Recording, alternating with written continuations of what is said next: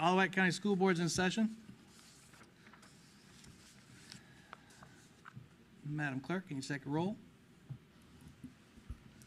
Mr. Cunningham, Mr. Colick, Mrs. Perkins, Here. Mr. Wooster, Here. and Mr. Marsh. Here.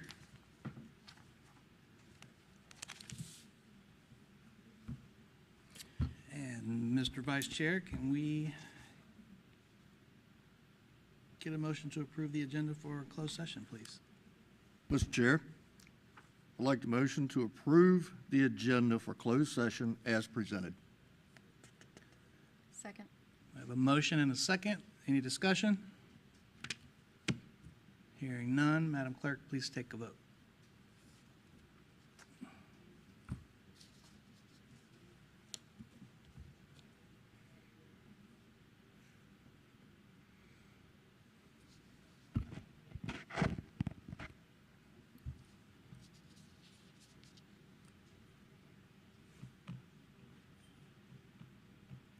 And the motion passes.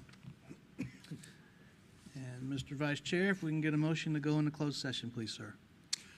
Mr. Chair, I'd like to make a motion to go into closed session to review the personnel report and addendum posted on board docs under Personnel tab 17.1 as authorized by Virginia Code 2.2-3711A1 for purposes of discussion and consideration of prospective candidates of Isle of Wight Public Schools for employment, contract changes, transfers, salary adjustments, supplemental contracts, deletions, supplemental pay, and resignations of Isle of Wight County Public School employees.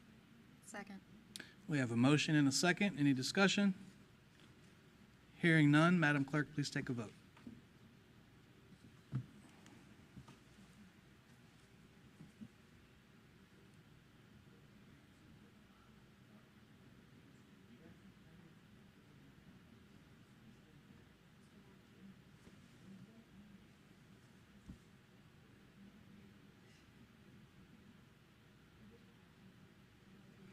Motion passes. Madam Clerk, do we have anyone signed up to speak in closed session? No, sir. Thank you, ma'am. On that, we'll go into closed session.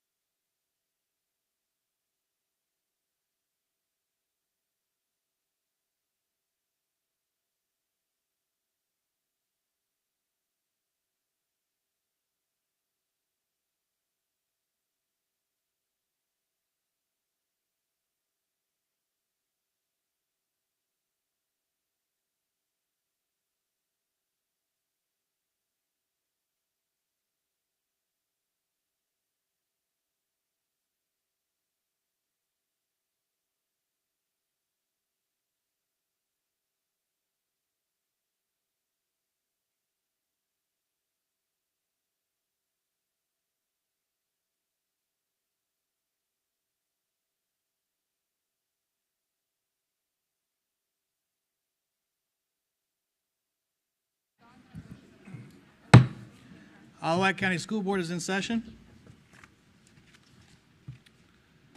Mr. Vice Chair. Mr. Chair, I'd like to make a motion. The closed meeting was conducted in conformity with the provisions of the Virginia Freedom of Information Act as required by Section 2.2-3712D of the Code of Virginia, and certify that only public business matters lawfully exempted from open meeting requirements were discussed, and only such public business matters as were identified in the motion by which the closed meeting was convened were heard, discussed, or considered. Second. We have a motion and a second. Any discussion? I'd like to make a comment as it applies to closed session meetings and as a follow-up to some issues that came up following last month's school board meeting. So I've prepared a few comments. As an advocate and supporter for transparency in government, I've got the following statement to make. On January 11th, the school board held a closed session to, and I quote, discuss the performance and discipline of specific financial personnel as authorized by Virginia Code 2.2-3711A1, unquote, as it related to audit findings and deficit. After the closed session, I sat here and I cited as a reason for not releasing the specific personnel information FOIA, Freedom of Information Act.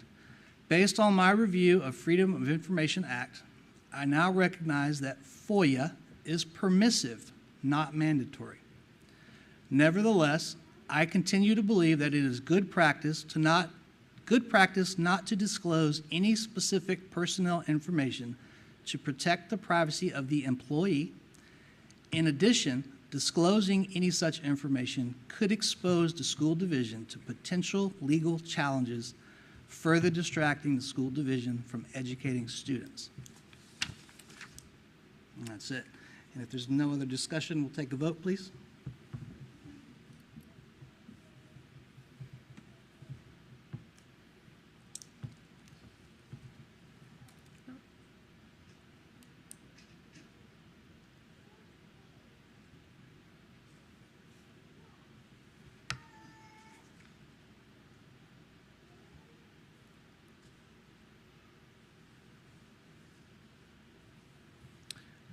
Motion passes.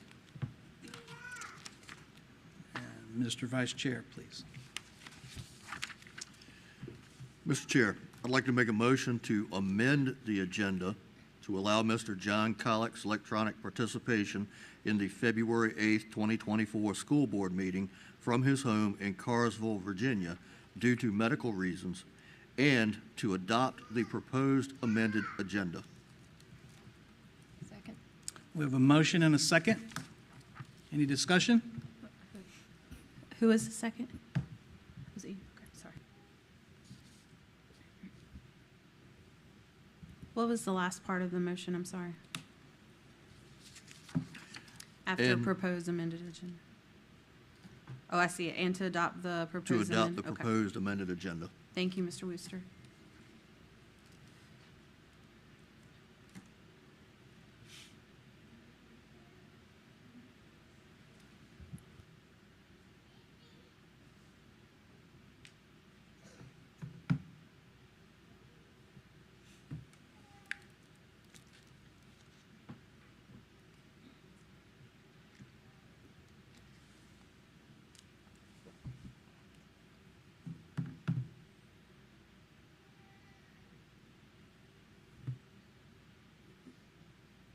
Motion passes.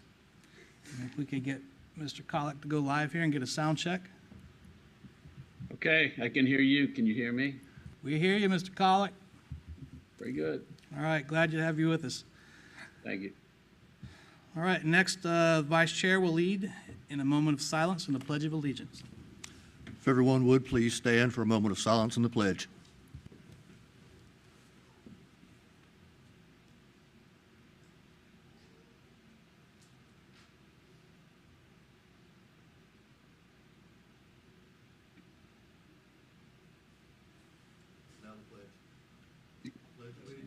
To the flag of the United States of America, to the republic for which it stands, one nation, under God, indivisible, with liberty and justice for all.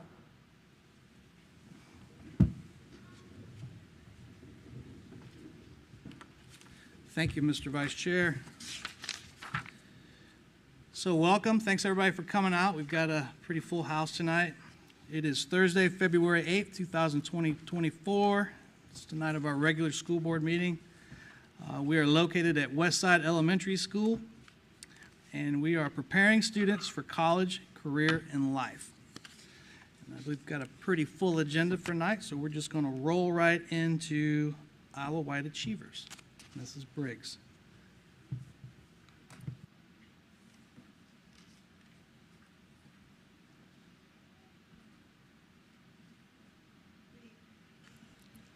Every time. Good evening. The vision for Isle of Wight County Schools is to create a learning environment that will enable every child to discover his or her unique gifts and talents. The Isle of Wight Achievers section of our board meeting gives us an opportunity to recognize and celebrate our students and staff for their unique talents and gifts. And before we get into our achievers, I wanted to announce that today was Wear Red throughout Isle of Wight County Schools, and I see a lot of people who participated. Thank you to those on the stage who participated. Thank you to those in the audience. It's for Heart Health Month, and we always like to do our part to promote awareness when we can. So thank you to those who participated. In addition, February is Black History Month, and I thought it might be appropriate to just recognize the building that we're in.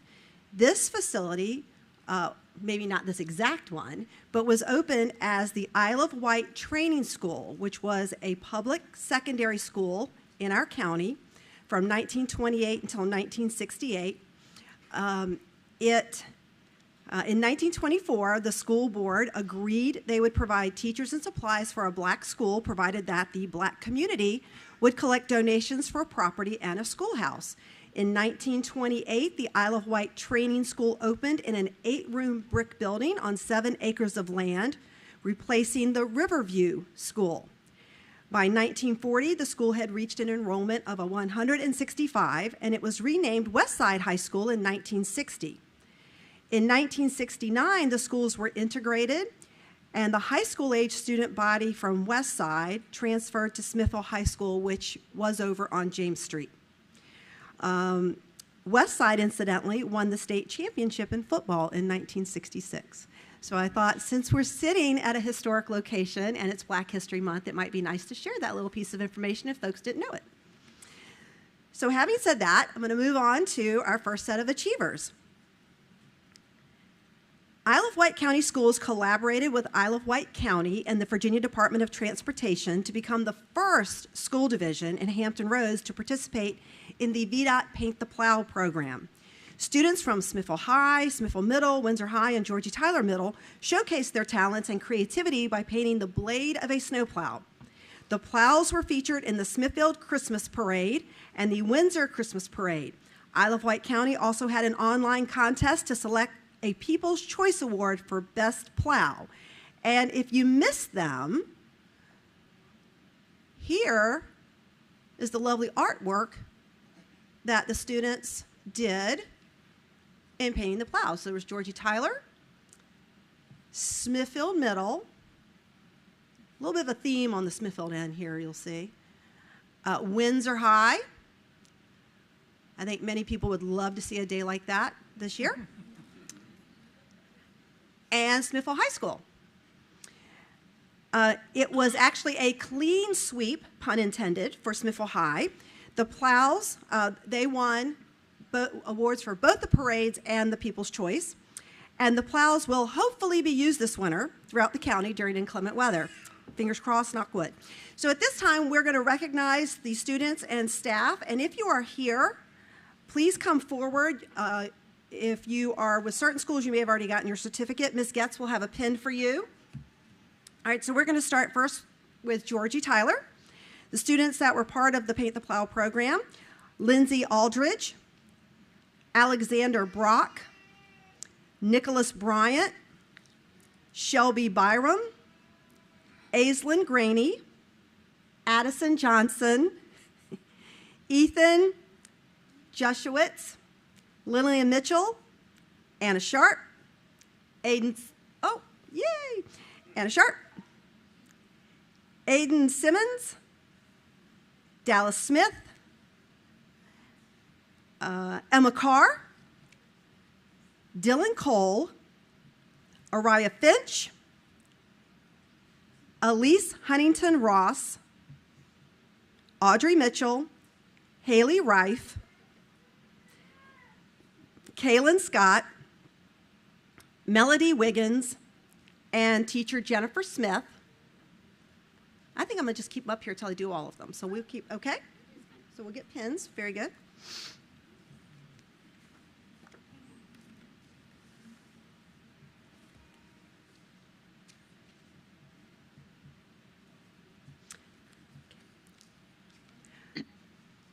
From Windsor High, we have Caitlin Bass, Madison Coleman, Mary Emerson, and art teacher Sumner Bradshaw. I know Mr. Bradshaw's here. From Smithfield Middle, Mr. Bradshaw coming up. Okay. Smithfield Middle, art teacher Rebecca Cox. Students Alex Kelly, Catherine Wassinger, Abby Whitaker, Chloe Schroeder, Kaya Moss, Lexi Paquette, Kaylee Long, Caroline Cox, Layla Reynolds, Oliver Martin, Kaylin Scott, did I say her twice? Haley Reif. Yep. And from Smithfield High School, art teacher Alyssa Kennedy,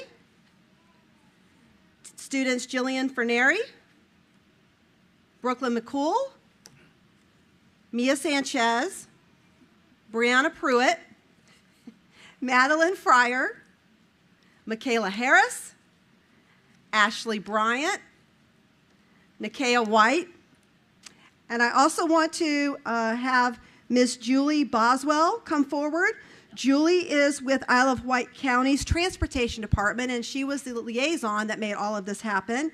And I do want to also recognize Tiffany Truitt, who's our Instructional Coordinator of Fine Arts, and she helped to coordinate this as well. So Ms. Boswell, you stand up there by Mr. Bradshaw.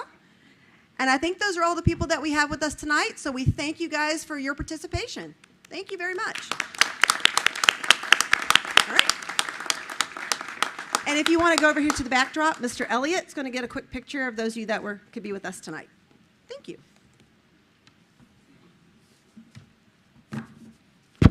Oops, sorry.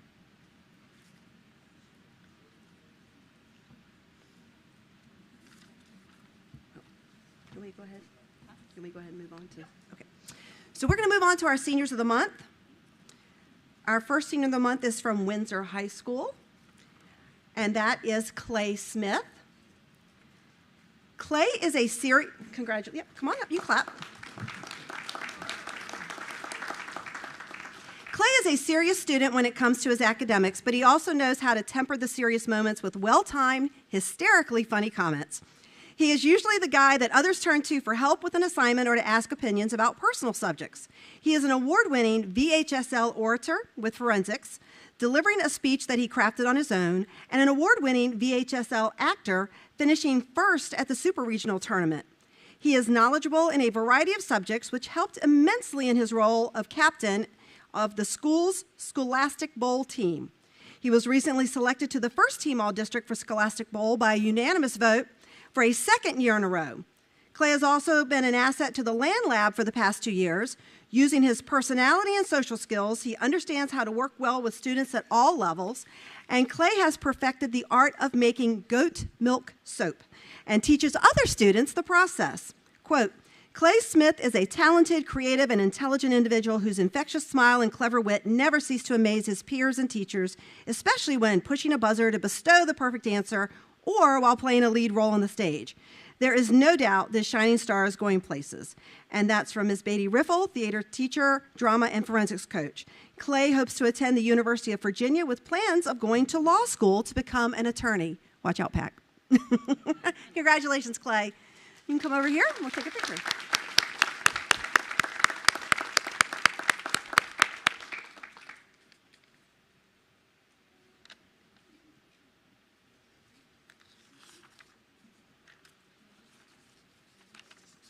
Okay. Yeah.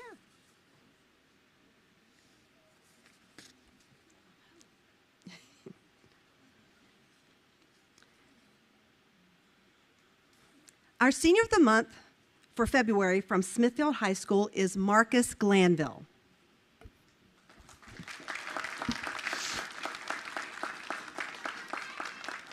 Marcus is a quiet, humble soul who will not hesitate to stop and help anyone in need.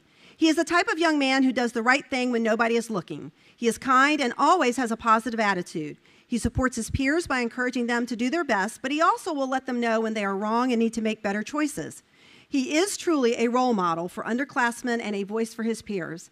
He is an intelligent and outspoken young man. As a member of the Student Advisory Board, he articulates the concerns of fellow students and advocates for improvements needed at Smithfield High.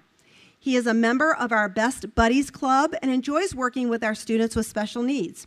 He goes on field trips and participates in extracurricular activities with his buddy. He also serves as platoon leader in the JROTC program. Marcus works hard in the classroom and on the track. As a state-level track athlete, he mentors other athletes on the team. He models exemplary behavior while representing Smithfield High School at track events. Other coaches approach our staff and give praise to Marcus about his sportsmanship. Marcus is a well-rounded student who is able to balance high academic achievement and outstanding athletic performance.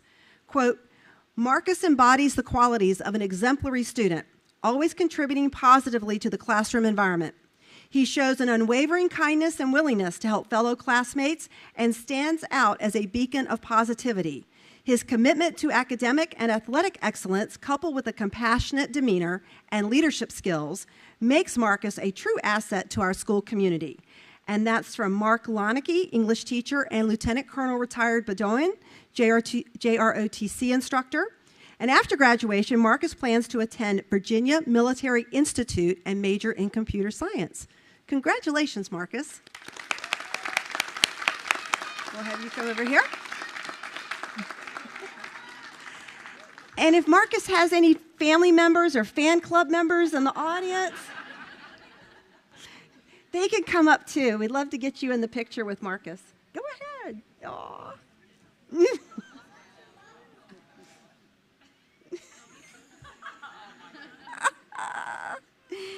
Oh, my heavens. Oh. If you could only see the smiles on the faces. Adorable. Adorable. Congratulations once again, Marcus. Thank you.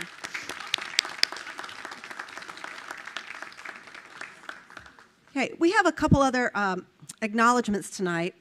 For those that aren't aware, February is designated as School Board Appreciation Month in Virginia. As citizen leaders, school board members face complex and demanding challenges, yet few people fully understand the scope and far-reaching implications of board members' responsibilities. Tonight, we would like to recognize the vital contributions of our school board members and focus attention on the crucial role these elected public officials play in the education of our children. Their job is to establish a vision for the education program, design a structure to achieve that vision, ensure schools are accountable to the community and strongly advocate continuous improvement in student learning. That job entails an endless string of meetings and school functions to attend, lengthy reports, agendas, proposals, and other information to read and study, and a host of difficult decisions to make. The time spent in board meetings represents just a small fraction of the hours school board members spend leading the division. They also work hard at seminars and training sessions to keep informed of the latest trends in educational leadership, are deeply involved in community activities, and spend time in the schools and at extracurricular events. Their love for learning and concern in caring for students, staff, and community drives our board members' desire to lead so students can achieve. In recognition of the dedicated service of school board members throughout Virginia, February has been designated as School Board Appreciation Month. This is the time to show our recognition and to increase our understanding of how local board members work together to provide a better future for our children. Tonight, we want each of you to know that your hard work is noticed and truly appreciated. Chair Jason Marsh from District 4, Vice Chair Mark Wooster from District 2, Brandy Perkins from District 1, Michael Cunningham from District 3, and John Collick from District 5. And we also want to thank our school board liaisons for providing a student voice on the board, from Smithville High School senior Samantha Conyers and from Windsor High School junior Connor Walters. And you should have some certificates at your seat that we have for you in honor of this month. So thank you for your service. We greatly appreciate it.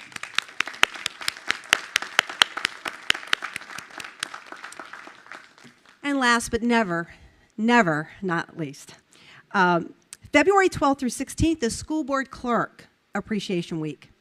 In honor of this week, we are recognizing our clerk, Jessica Whitlow, and Deputy Clerk, Crystal Briggs. Board clerks are tasked with maintaining accurate records of school board meetings and official acts, but they are more than record keepers for the board. They make sure the board has the materials necessary for their meetings in a timely manner, and they serve as the point of contact for parents, employees, and the community on behalf of the school board and superintendent, and they work additional hours attending meetings. We would like to thank Jessica and Crystal for their dedication and service to the school board of Isle of Wight County, and if we could have both of them come down and stand in front of the screen. And if Ms. Getz and Dr. Coleman could help with a presentation, we have a little something to thank them for all of their time and effort. Oh, we can have them stand in front? Yes, my apologies. Let's have you stand in front so you're with the board. So I present to the board Ms. Whitlow and Ms. Briggs. And we thank you publicly for all you do. Congratulations. And now we'll get a photo of you with the backdrop.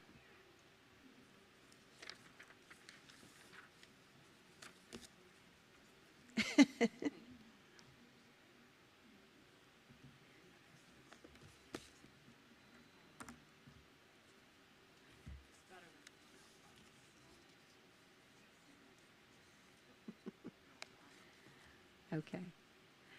And that's going to conclude Isle of Wight Achievers. Thanks to everyone that came out tonight for recognition. And I'll turn it back over to you, Mr. Marsh.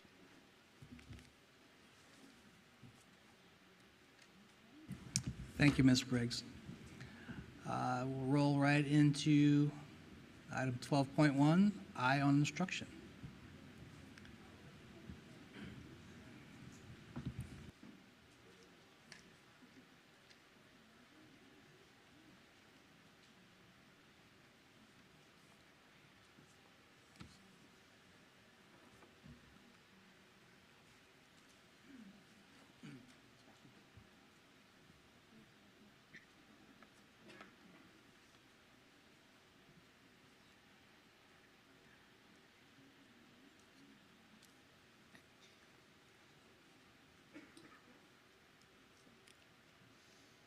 Good evening. Oh, good evening. Oh, it's not turned on. Oh my gosh. Oh, sorry. Good evening, Chair, board members, and Dr. Kramer. Hold it.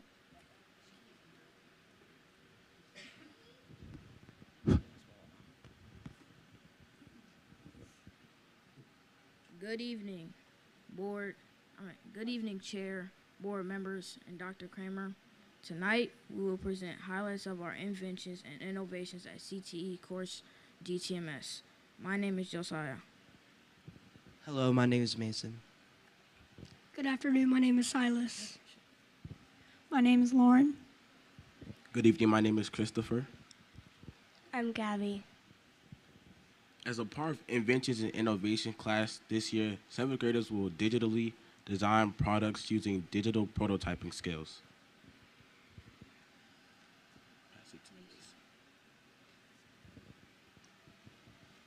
We focused on improving our technological and career skills, and we had a fun time learning. And our driving question is, how can middle school students use CTE skills to create a self-sustained tech lab?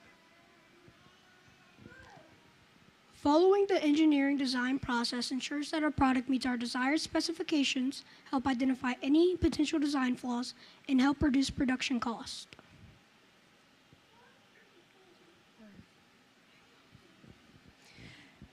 Programs like Tinkercad, MakerBot, Inkscape, and Carbide Create help us make some of our products. Tinkercad and MakerBot helped us create our 3D printing products, and Inkscape and Carbide Create helped us with our CNC products. My personal favorite is Tinkercad because it was fun to learn, and it was also really cool to see all my ideas come to life.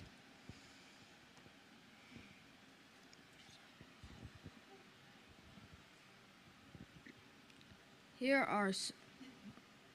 are several designs that we created using the CNC tool. Using plexiglass, we created decoration and ornaments.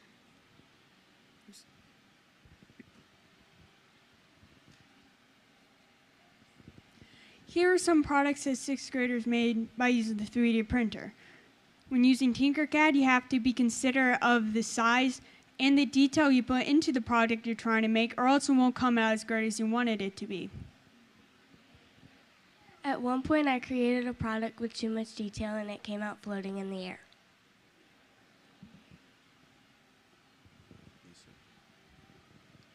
Here is a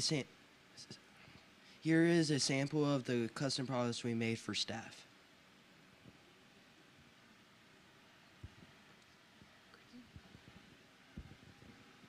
We plan on making more products for teachers and staff in the future. Here you can see several students' reflections on how this class has helped them change this year in middle school. Personally, this class has helped me learn how to 3D print and create products. This class personally helped me learn new programs like Inkscape and Carbide Create to make things out of plexiglass using the CNC machine.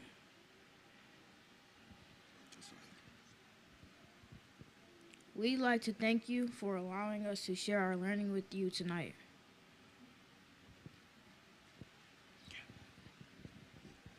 Please enjoy the sampling we have brought for you this evening.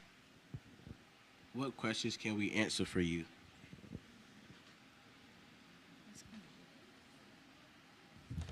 I got a question. Thanks for your presentation. So the driving question was, how can middle school students create a self-sustaining technology lab? Did you succeed in answering that question?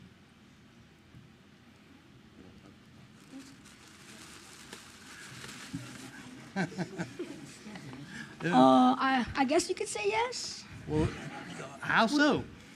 We learned what we needed to learn. We had fun learning, and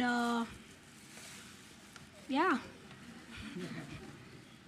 So are you guys making this stuff to sell it in the school?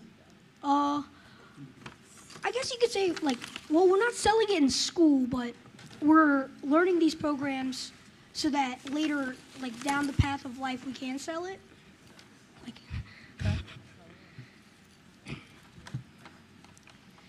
Y'all are learning how to use Inkscape? Yes, ma'am. Wow, that's not an easy program. Hey, it's not.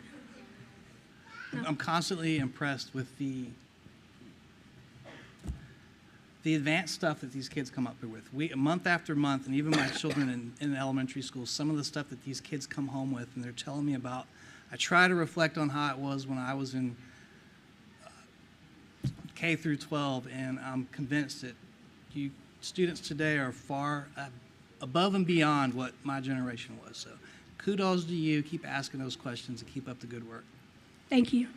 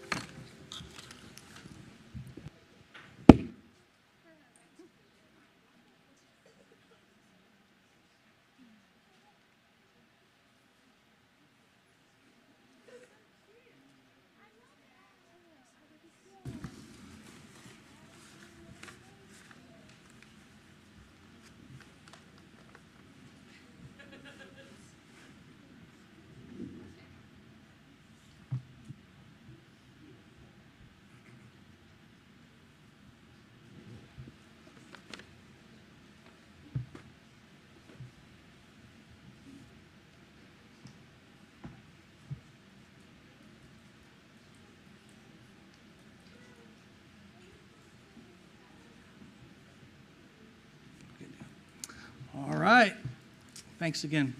Moving right along, we will slide into 12.2, and we've got a presentation from the Isle of Wight Education Foundation. Yes, thank you, Mr. Marsh. I am delighted to introduce the board members for the Isle of Wight Education Foundation, and they have a message they'd like to share with you and some of the work, an update on some of the work that they've been doing. So at this time, I will ask President Kat Breckenridge and the rest of the board to please come to the podium, and you're going to hear from Ms. Breckenridge at this time. Thank you, Lynn. All here? Good evening, Mr. Chairman and the members of the board.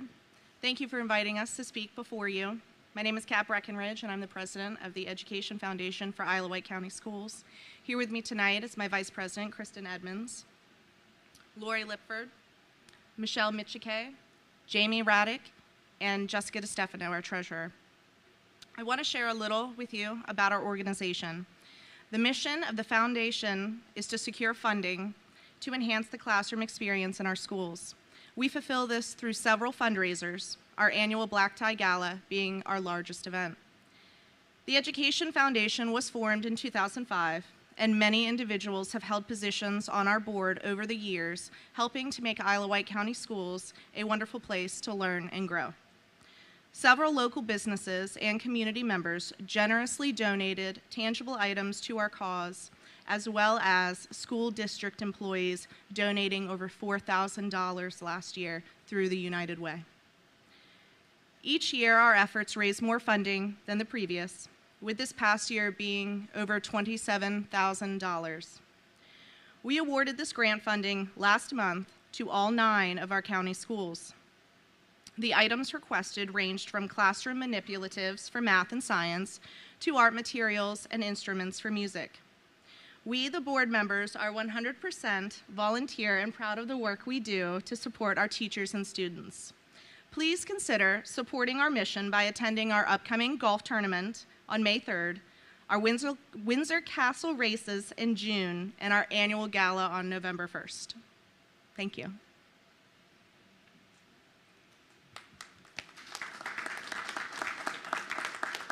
Do you have any questions? Do you have any questions for us? No, ma'am, no questions, but I think I can safely speak on behalf of the entire school division. Thank you for all your hard work. So it's greatly appreciated. Thank you. Go ahead, Ms. Cunningham. Okay, where's the golf tournament going to be? There we go. It's at Cypress Creek Golf Course Okay, in Smithfield. I'll be there. Thank you. How's it Thank going to you. be announced? What was that? How will it be announced? On our website. That was and our first announcement. It was, yeah, that was our first announcement. It'll be on our website, and I believe Lynn is going to also send out a mass email to employees and parents, and it'll be flyers going out to the schools and social media, like basically how we've done with the gala as well, like the same avenues of getting the word out. Awesome. So. Mr. Chair, may I just wanted to say this is going to be, thank you all so much for all that you do.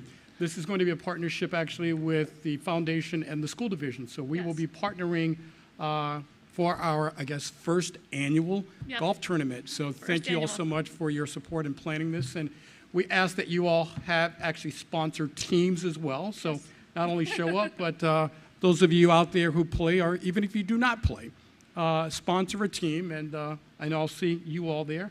And if you don't play, you can caddy, correct? Yes. Yeah. Sure. Yeah. Awesome. I was going to say, Dr. Kramer and Dr. Coleman, I do believe y'all have golf clubs. So I play very poorly, but I do have clubs. That's about it. But I will be there. I'm not that great either, but I will play. Thank you. I just would like to say thank you for inviting us tonight. We all appreciate the recognition and the opportunity to be in front of you all tonight. And we look forward to working with you in the future. What was that? May 3rd. It's a Friday, it's a student holiday, it's a staff work day. So that's even better. Thank you. Thanks, ladies. Thanks.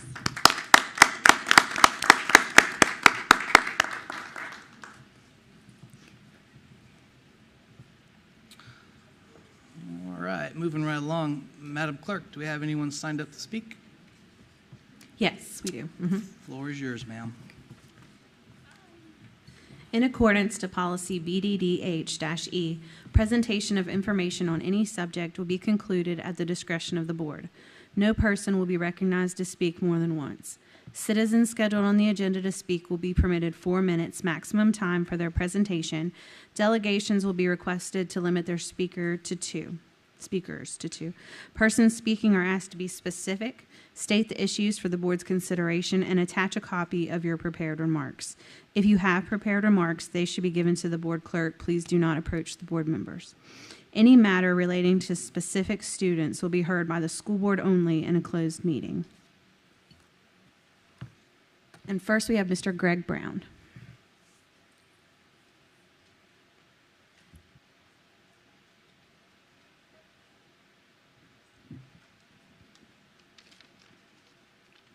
All right. Good evening, members of the board, Dr. Kramer. First off, I would like to take this opportunity to express my appreciation for some of the teachers my children have this year. I have children at both Hardy Elementary and Westside Elementary, and at both schools, they're being challenged to grow and to do their best work. They are happy to go to school, well, as happy as kids are going to be to go to school, and they're excited by a lot of the things they're learning. And that doesn't happen by accident. So I would like to thank their teachers for the great work they're doing. Can I name them? Is that okay? So Miss Carey, Miss Nemi, Miss Cardos here at Westside, Miss Wilson and Miss Wilday, and all the resource teachers at both schools, thank you so much. I really appreciate everything they're doing. I'd also like to point out that every child in school deserves that experience. They deserve to be challenged to do their best at whatever level they happen to be. Whether they're performing at, above, or below the average, they should be pushed and challenged to improve. Quite honestly, the average is not really a useful measuring stick at all. The focus needs to be on helping each student improve as much as they can and as quickly as they are willing to learn. I want to make sure that I know there's been some, the governor has a plan to help improve some of the lower performing students, and I think we got some money for that. That was talked about in December. My concern is always that if we're helping some students, we're not pulling resources from other students in order to do that. I believe one thing we're looking at is new reading curriculum for our schools as part of that. I had some issues with the old reading curriculum and the way it was applied. Specifically, it felt like children that were reading at or above grade level were almost actively prevented from advancing. So because the students doing what they're supposed to be doing and learning and being ready to move ahead, they're effectively being punished and discouraged. And I don't think that's the message we want to be teaching our young people. Our students that are performing at or above grade level should be celebrated and encouraged. I've seen some of the presentations here at the board meeting, like the one tonight, and I am blown away every time. We have some really impressive students here in Wight County. I know Dr. Kramer currently has a group working on improving academic rigor across the county, and I'm all for that.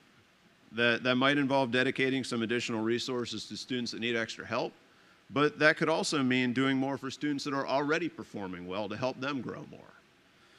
From my experience, and it's limited, I'll admit, a lot of children will strive to meet the expectations that are presented to them. If we raise our expectations for our students, a lot of them will respond and try to meet those higher expectations. This effort would need the support of the board, the school, and the parents of Wight County.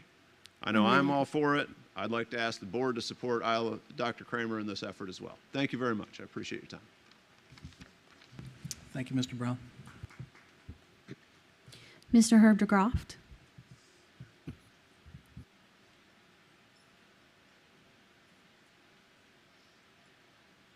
Evening, Mr. Chairman, board members. How appropriate. It's Black History Month. History. If we don't know our history, where we came from, where our roots are, how do we know where we're going? What do we know about local history? Think what we have in this town. It is absolutely abhorrent, the pure lack of use of classes in Wight County schools that utilize the experience to be learned at the Schoolhouse Museum and our own Wight County Museum. these are a trove of history for local folks. Dr. Kramer, I'm sure when you went to school wherever, I know in Pennsylvania, I learned a lot about Pennsylvania history and local history. There isn't a reason in the world why the instructional directors cannot coordinate making sure that by the end of elementary school, every class has been to both of these institutions that we have here. And I even suggested to the lady that is the docent at the Schoolhouse Museum that she call you and get a personal interview and get you invited down there so you can find out what we got in there. It was on the board that helped move that portion of the Christian home school from back in the woods to where it is now. No small task, but it sits there underutilized. Likewise, at the former Bank of Smithfield, we have the Isle of Wight County Museum, a history trove inside, and they put on very interesting programs. So I really encourage us to do that. And how many people know that the gentleman who portrays Thomas Jefferson has been brought here by the Isle of Wight Historical Society and is going to do a performance in March? Every one of you I encourage to be there. I encourage as many students as possible to be there. Hey, if they can buy $200 Nike sneakers, they can spend the money to go hear this man tell about what Thomas Jefferson contributed to making this still the best country in the world. So, hey, if any of you haven't been, go to the Schoolhouse Museum, go to the Isle of Wight Museum, and hey, I hope to see you at Mr. Jefferson's performance. I think we could all learn something. Thank you very much. Thanks, Mr. DeGroff. That's it, Mr. Marsh. Thank you, ma'am. All right. Student liaisons. Ladies first. So Smithfield High School just started our second semester of school this week. So that's been going fairly well. And then our boys basketball team has their senior night on Monday. So that's really exciting for us. And then today we had a Tri-Rivers basketball game. I saw Dr. Kramer there. But we won 20-18, so that was a lot of fun to watch, and I'm glad they do it during school so that everyone can go to it. And then lastly, we have our Valentine's Day dance February 17th. But that's what we got going on. Connor. Alrighty, so we have a beta convention Friday and Saturday. Our basketball team, our girls basketball team, has been doing very well this season. And then I'd like to thank Dr. Culp for serving as our assistant principal for Windsor High School, as she will be leaving us soon. All right, thank you much. Any head herders from either Smithfield or Windsor High? Anything? All right. We just got back, so not really. It's still pretty new. All right, still fresh. Thank you both. Any comments from the board? Mr. Collick, you still with us? I am. Okay, just checking.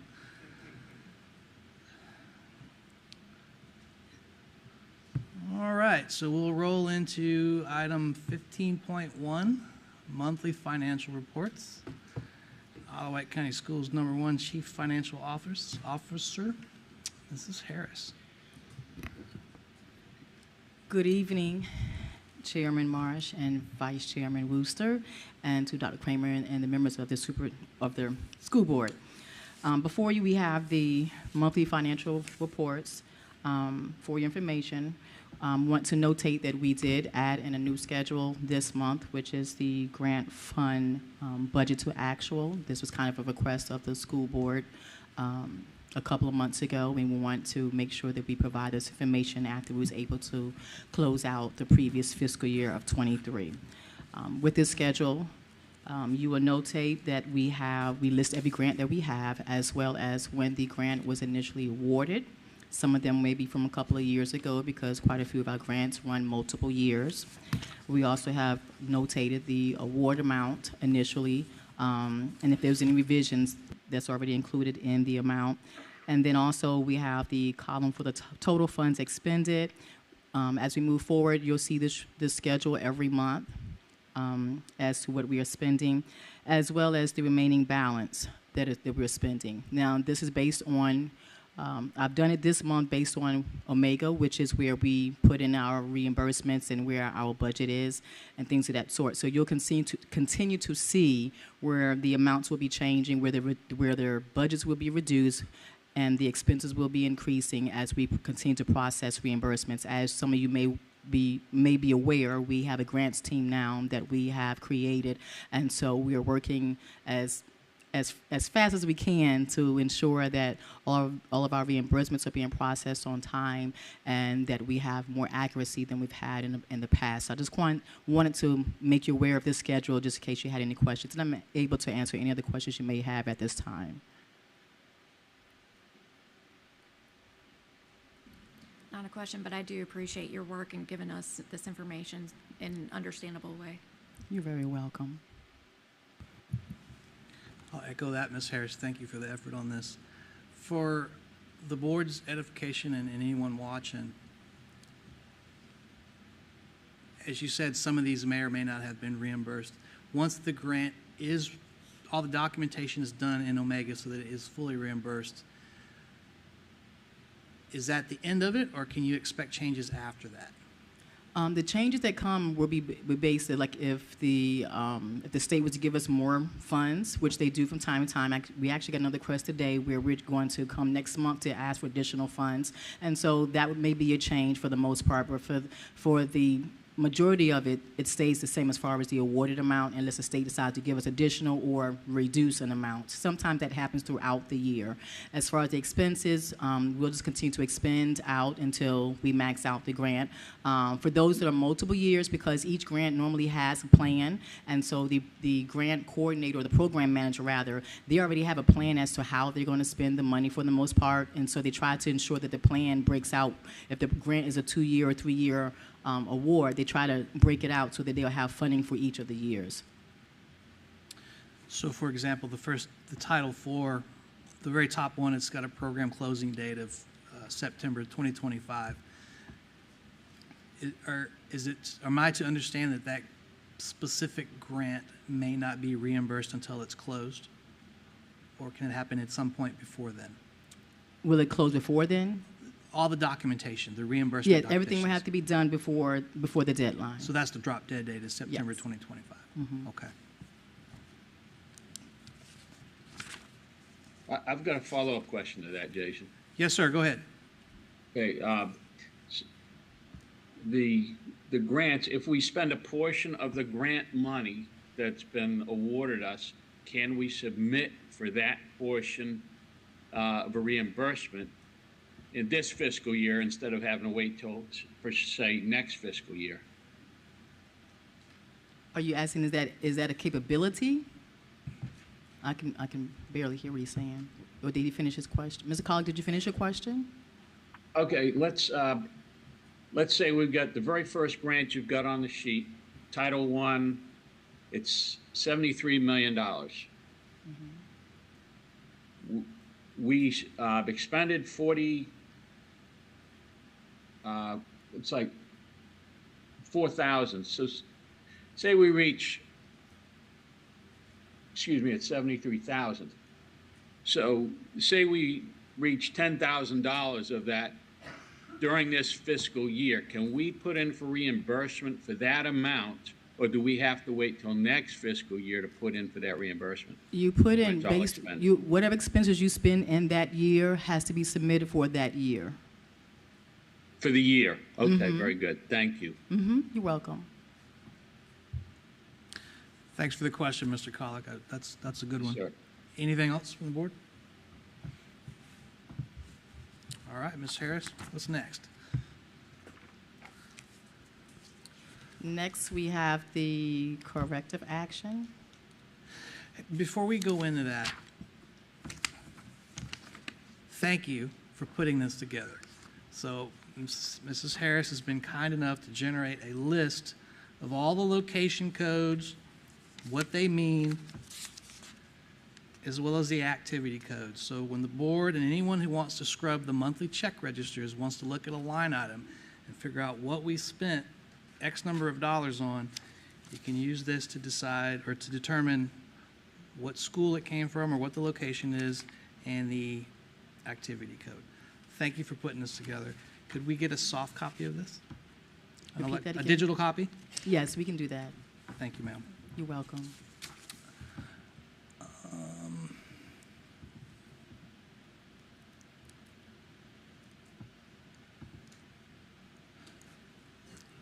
You prepared to field a couple questions on the check register itself?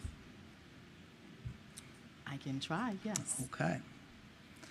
On the check register, there is 2 charges for TransFinder Corporation that's on the Transportation Department. One was for $6,500 and one was for $12,700. Could you explain what that's for?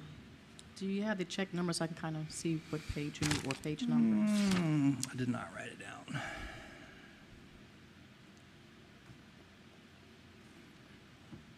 We can follow up on that one later for the sake of time. There's another one in there. The register number is 355537. Tim Oliver, instructional material. Do you know what that was? I don't know off the top of my head. That would either be a contractor or a reimbursement to an employee. Okay. And the last one I got, it was register 355716. It's Zaner Blouser Incorporated for textbooks that came out of the General Fund 100. Can you explain to the board why that wouldn't have come from the textbook fund?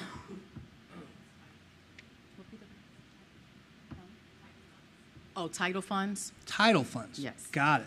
Okay. Thank you.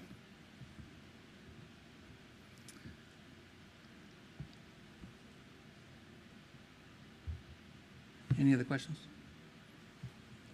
Okay. Let's roll into the next agenda item.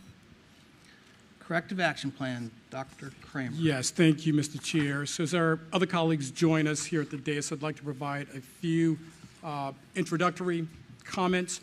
So at the request of the school board, staff and I worked to develop corrective actions for both finance and food services.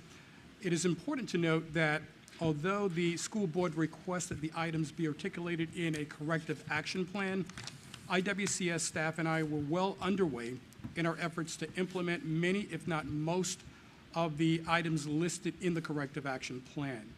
The IWCF corrective action plan for finance and food services is broken down into 3 sections: the elimination of the FY23 deficit in the amount of $345,716.52. Number 2, the corrective actions for the finance department, and 3, corrective actions for food services. I will certainly not read each of the corrective actions to you verbatim, but will provide a summary for those who may be watching and or less familiar with the corrective actions that have been posted. As it pertains to the elimination of the current deficit from fiscal year 23, the division has acted to reserve funds in the current FY24 budget to erase the FY23 deficit.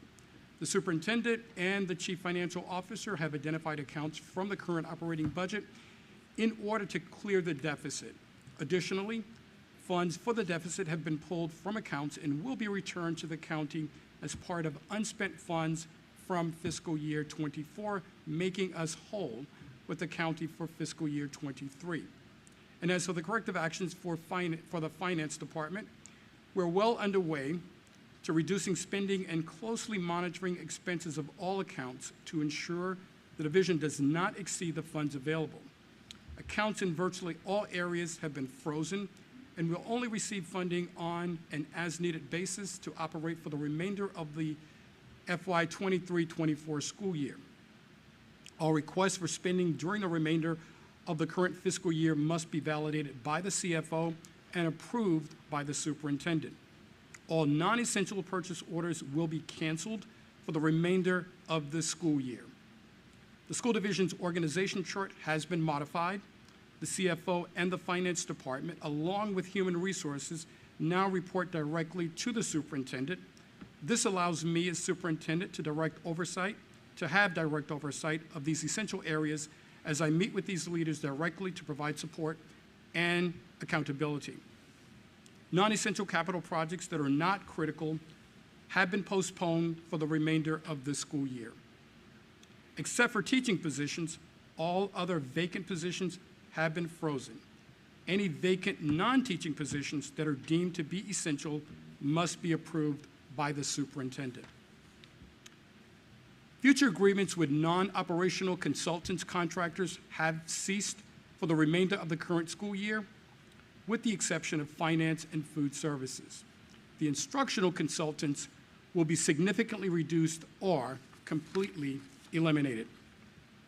There will be no travel to out-of-state conferences and workshops unless it is required by the Virginia Department of Education or reimbursed by a federal or state grant.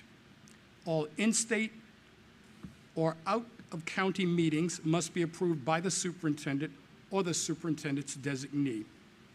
The finance department is actively utilizing all available resources to receive guidance, training, and support from the Virginia Department of Education and other relevant entities. Cross-training is occurring in some cases and will be occurring in other cases to ensure that there is no single point of failure. In an effort to be more efficient, and as Mrs. Harris alluded to earlier, a grants team was implemented. This grants team has been fully trained and is currently processing grant reimbursements for the current fiscal year 2024.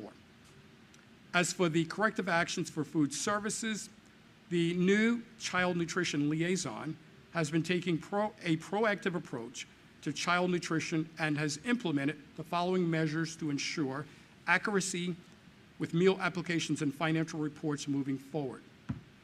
The child nutrition liaison has been in regular communications with the Virginia Department of Education, as well as other resources in order to fully identify and address problems.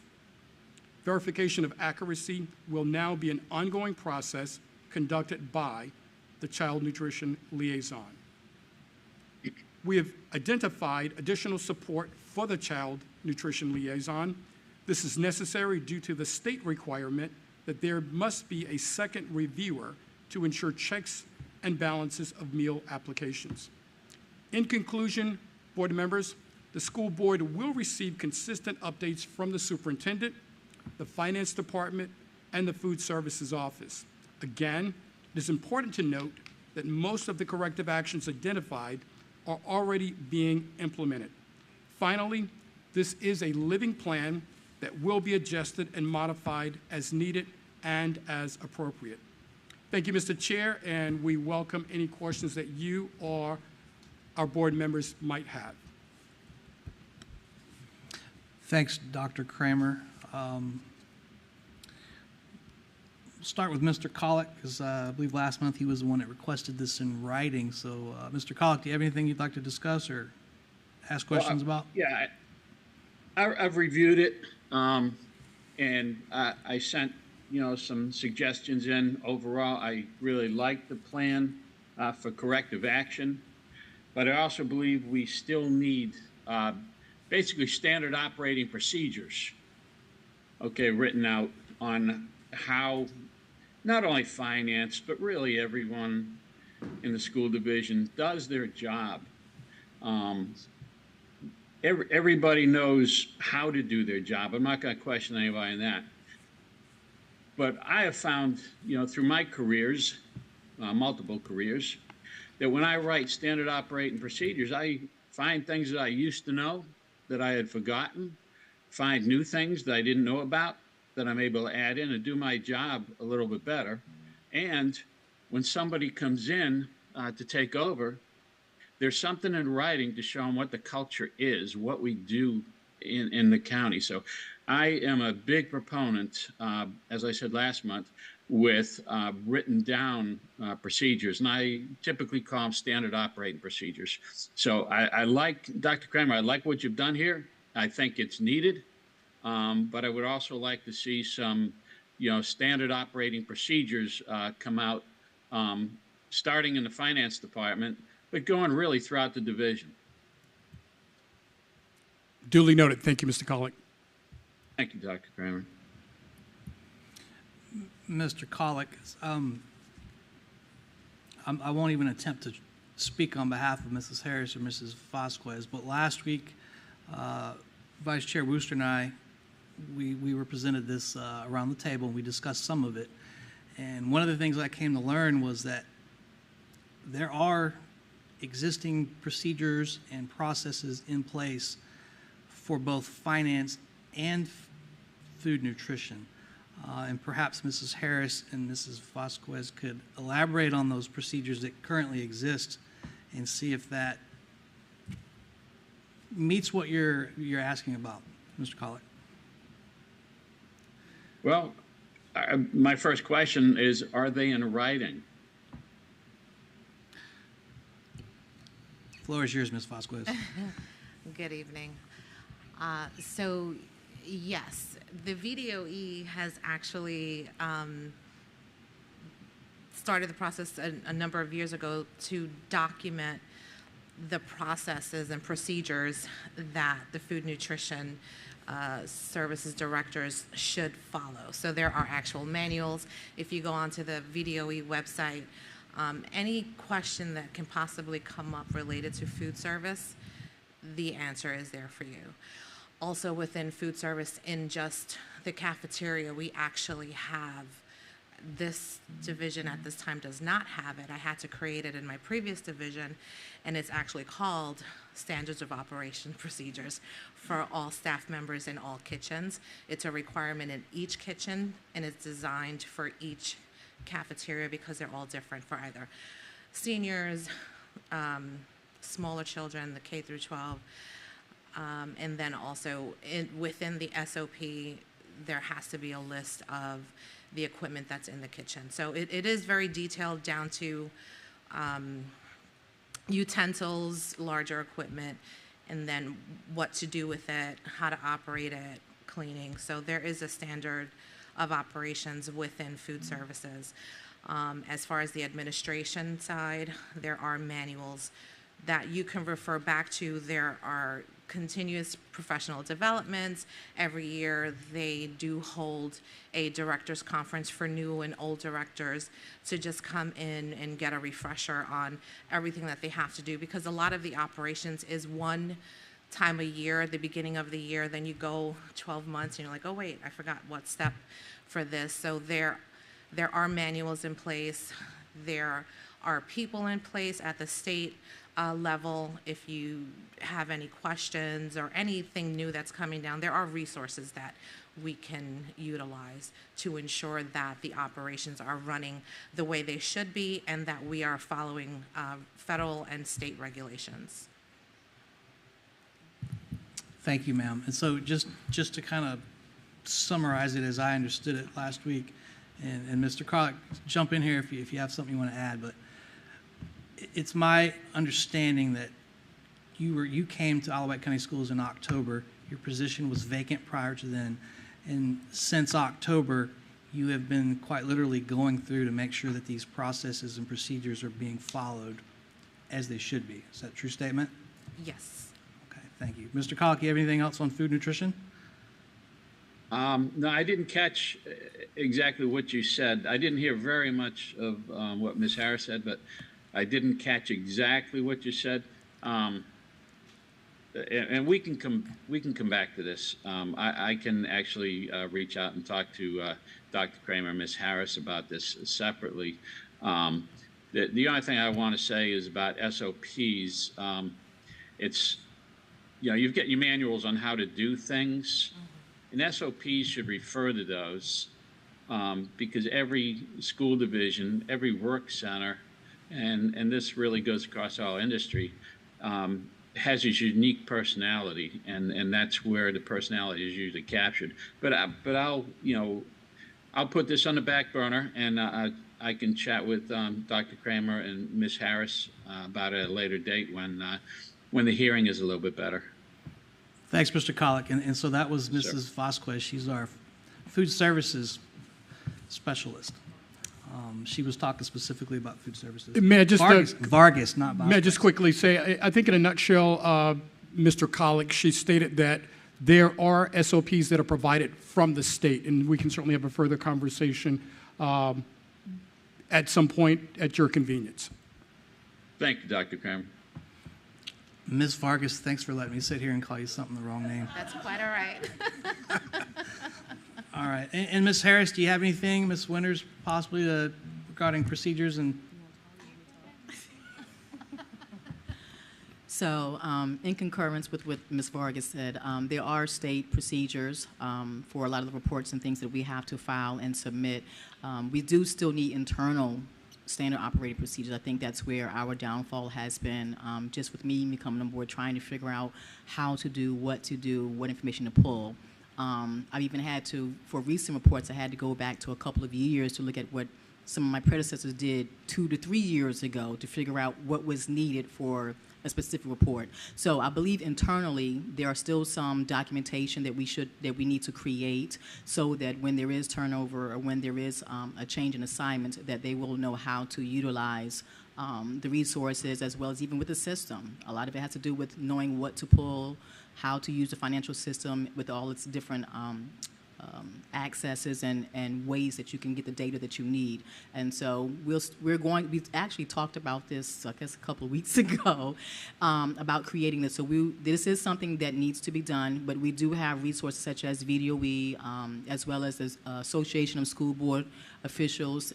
We also have GFOA, which is the Government Finance Officers Association. So those are like your foundational information as far as tools used for your guidance, but you still need to have something internal. So we look forward to having a documentation, putting a book together, and that we can hopefully later on be able to share with you all. Thank you, ma'am. Dr. Kramer. Mr. Chair? Yes, sir. Mr. Chair, if I may? Yes, sir. What Ms. Harris just described is exactly what I'm looking for. I concur, sir. The minds are aligned right now. Good deal. That's a good place to be.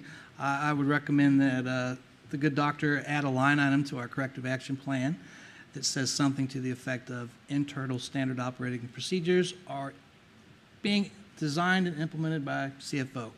Absolutely, something to that sir. effect. Absolutely. Yep. Anybody else from the board have anything to comment, questions? All right. You won't get that lucky with me.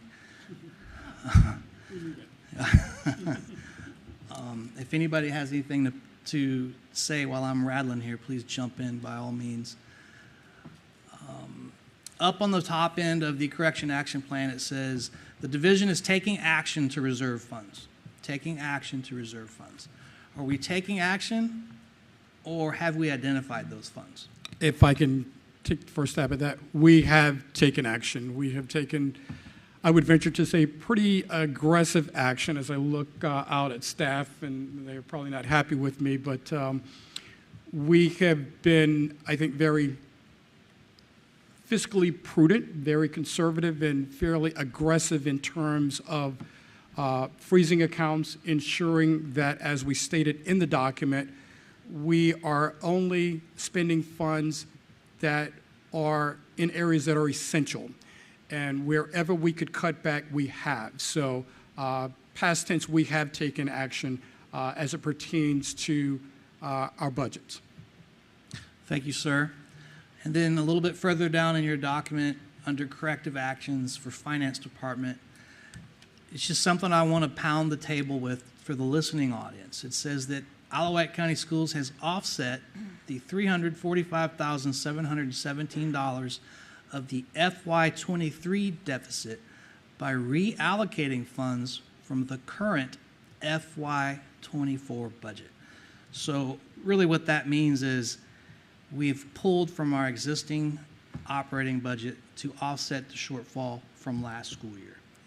Dr. Kramer? Yes, sir, that is correct, and we have identified areas specifically, and one that I would mention, in our contracted services, we've identified areas where we could have some cost savings that we could dedicate back to the 23 deficit of $345,000.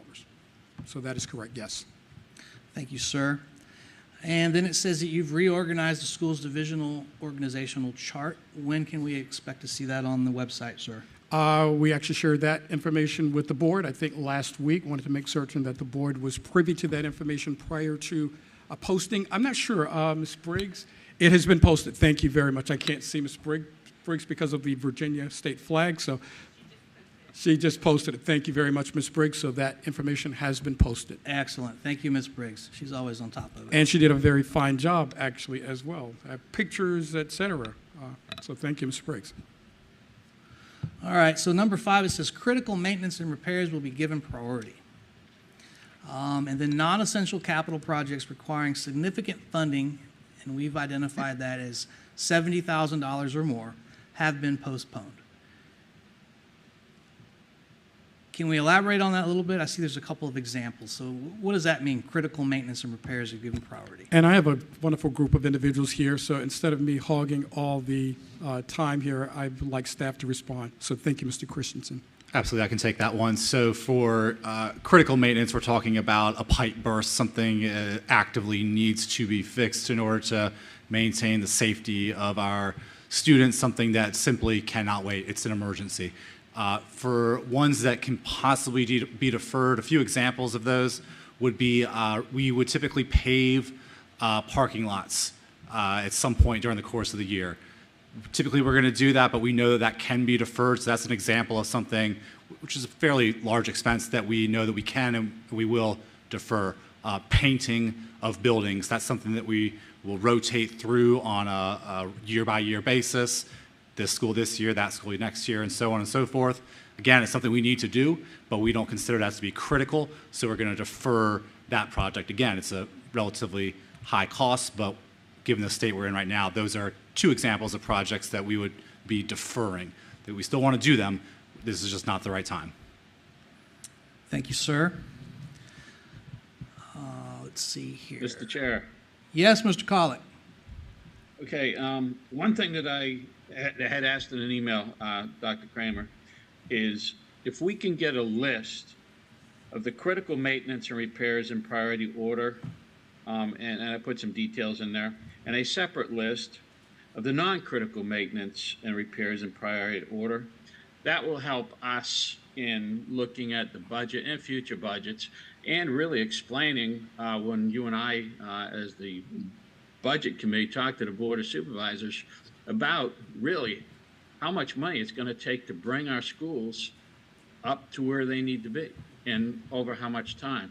So I think it's important that we are well aware of pretty much everything that needs to be done, short of routine, basic routine maintenance that may be on, the work order chart that we see every month.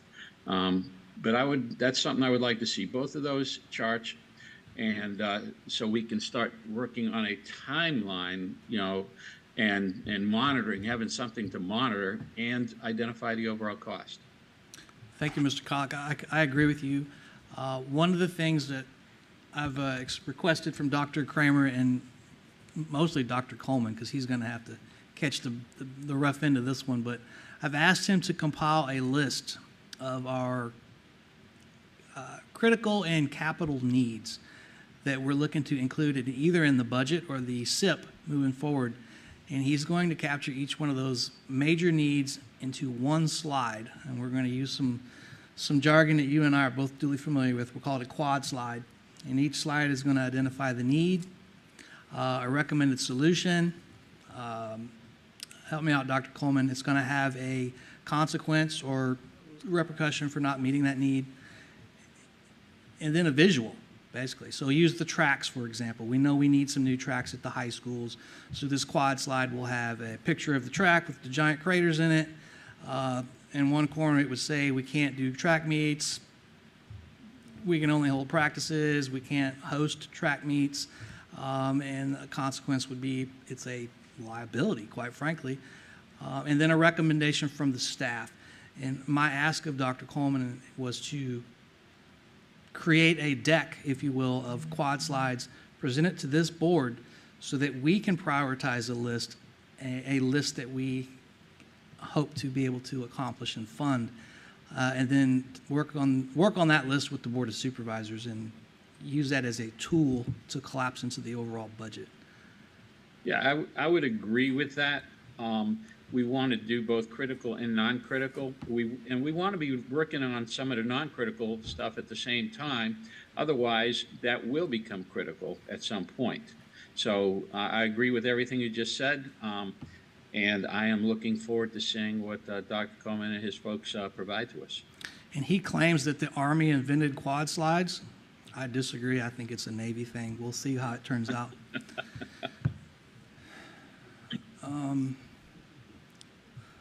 Let's see. Number 7, it says, except for teaching positions and grant positions, all other vacant positions have been frozen. Can you elaborate on that a bit, Dr. Kramer? Sure, and I'd also like to add we stated as well, any vacant non-teaching positions that are deemed to be essential for the operation of the school division may be considered but must be approved by the superintendent, CFO, and the director of human resources. So don't want to paint ourselves in a corner and state that no other positions will not be filled, but most won't be. And if there are some that are deemed to be critically important to the running of the school, we will consider those. But those will be carefully considered by, again, the superintendent, the director of human resources. But across the board, we are freezing positions as well. Thanks, Docs. And I think it's worth pointing out that the Virginia All-In Plan is a state-funded mandate. I'll say that again. That's a state-funded mandate.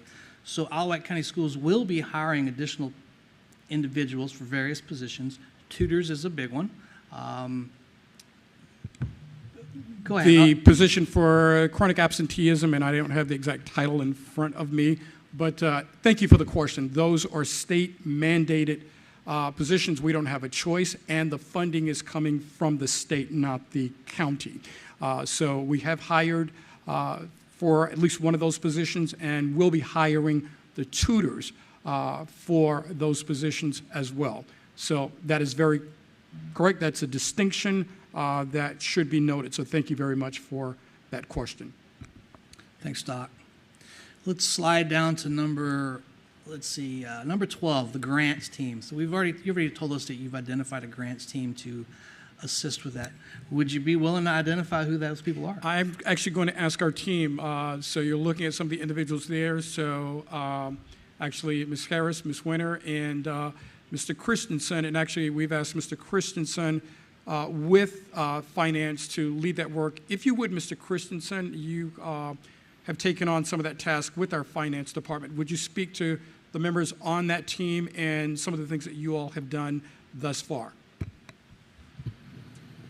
Yes, absolutely. So as Dr. Kramer mentioned, myself, Ms. Winter, Ms. Harris are all actively working on the grant reimbursements.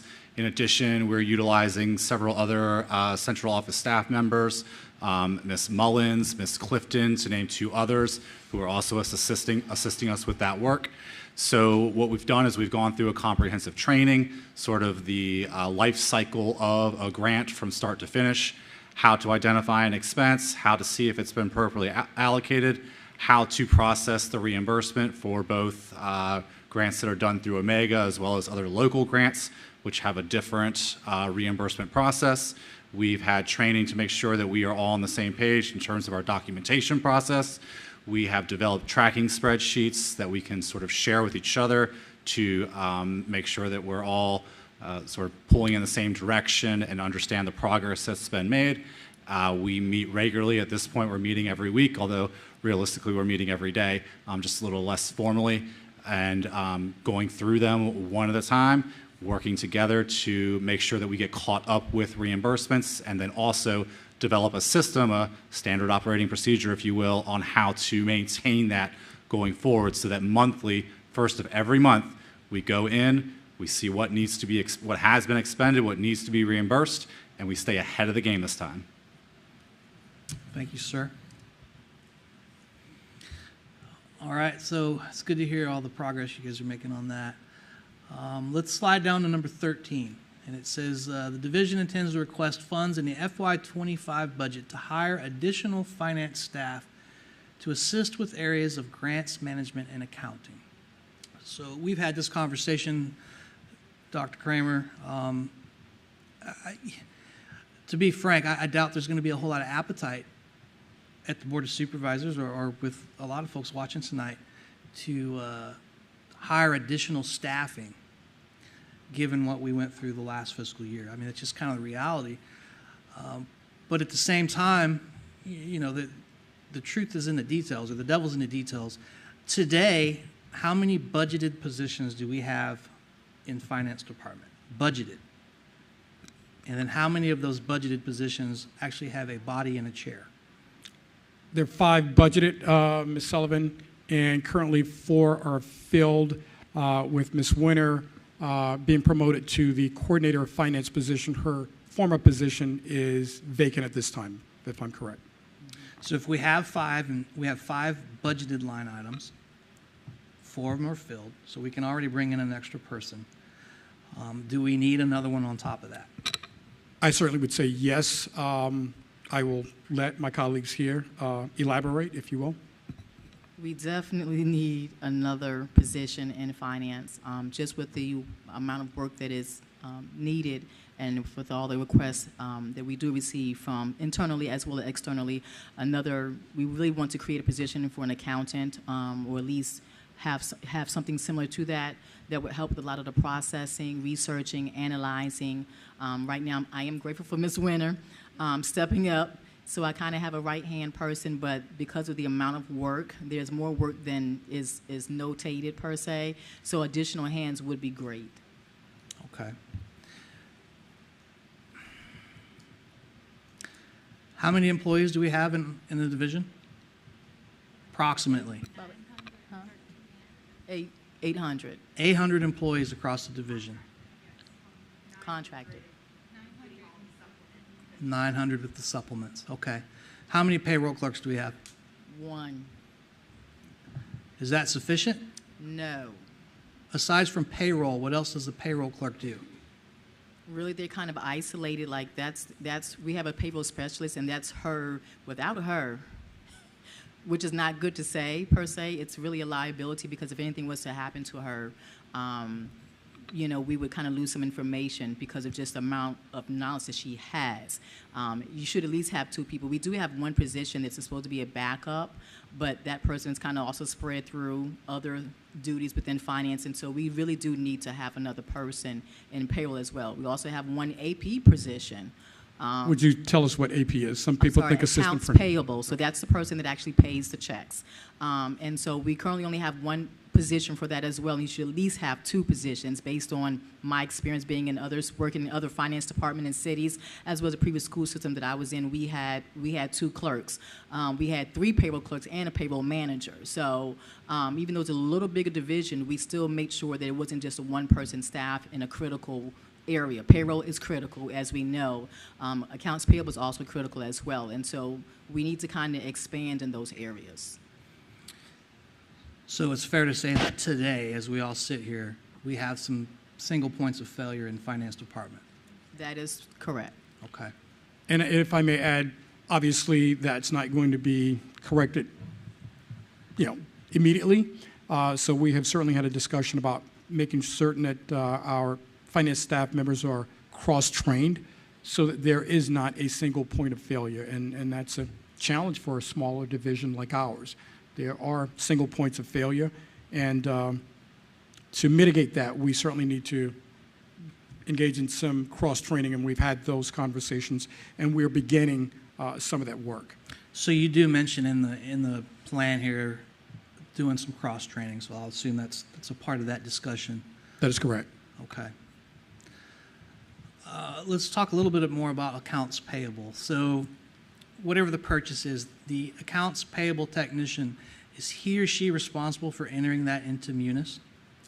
I'm going to let Ms. Winter talk as she was just in that previous position. And tell us what Munis is, because there's people paying attention that don't know what that Okay, is. Munis is our software that we use for, sorry. All right, Munis is our software that we use to enter all of our data, and that's where all the reports come from. So everything from our employees are listed in there, and our payroll is put through Munis. Also, our accounts payable, our 1099s, our W-2s, everything is ran through Munis. So whenever we do the increases for payroll, that's got to be imported and touch every one of our employees. And it is a multifaceted piece of what we work with throughout a day. We're in that constantly. So with AP, the accounts payable person is, in the long run, in this district, is basically a data entry clerk. They do not have time to go through and research. They don't have time to take a monthly statement and go backwards. I've not actually counted how many invoices go through on a monthly basis, but it's equivalent to a larger district. And as simple as each individual, if it's a $5 invoice, it's being put in one at a time. So when you're seeing the breakdown of, a long list on the check register of each one of those, that's touched by the accounts payable person. And then as our checks and balances are in place, then we also have one more of our staff that goes behind after that's entered before the check run is complete. Most accounts payable departments in any regular school district or in another company would have a full cycle accounts payable where they do everything from entering them to the 1099s at year end. We're not capable of that, so 1099s are actually moved over to one of us, and we have to complete those so that we make sure that everything continues to run. We also run an accounts payable batch every single week here, and that is something that with one person is quite amazing, to be honest, and unheard of in the long run. So if I could jump in here for a second. You said we aren't able to. Why are we not able to? With one person and the amount of invoices that go through, there is not enough time in a day for one person to do all facets of an accounts payable cycle. So like I said, not trying to beat a dead horse, but one person that is doing every bit of it, meaning like the invoices are coming in, you're entering them, we do send, if it's for a specific department, then that invoice does go across the accounts payable desk, gets sent out to a school or to the department, they receive on it, but then you turn around and have to enter that back in the system. So it's a very time-consuming process all the way around. Great, that's what I was looking for. And when all these entries get entered in Munis, who is our quality assurance that it was correct? So currently, Sandra Carr is our, she's our checks and balance system when it comes down to it. So she goes through each individual invoice. She looks at them before they are ran to make sure that there's one attached in the system, that the amount is correct.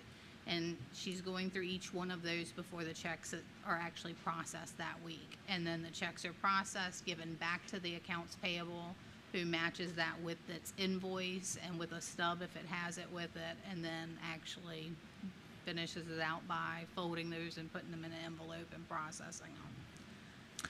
Thank you, ma'am. I appreciate you entertaining my questions. They're certainly pulling for specific answers by design, so I appreciate that.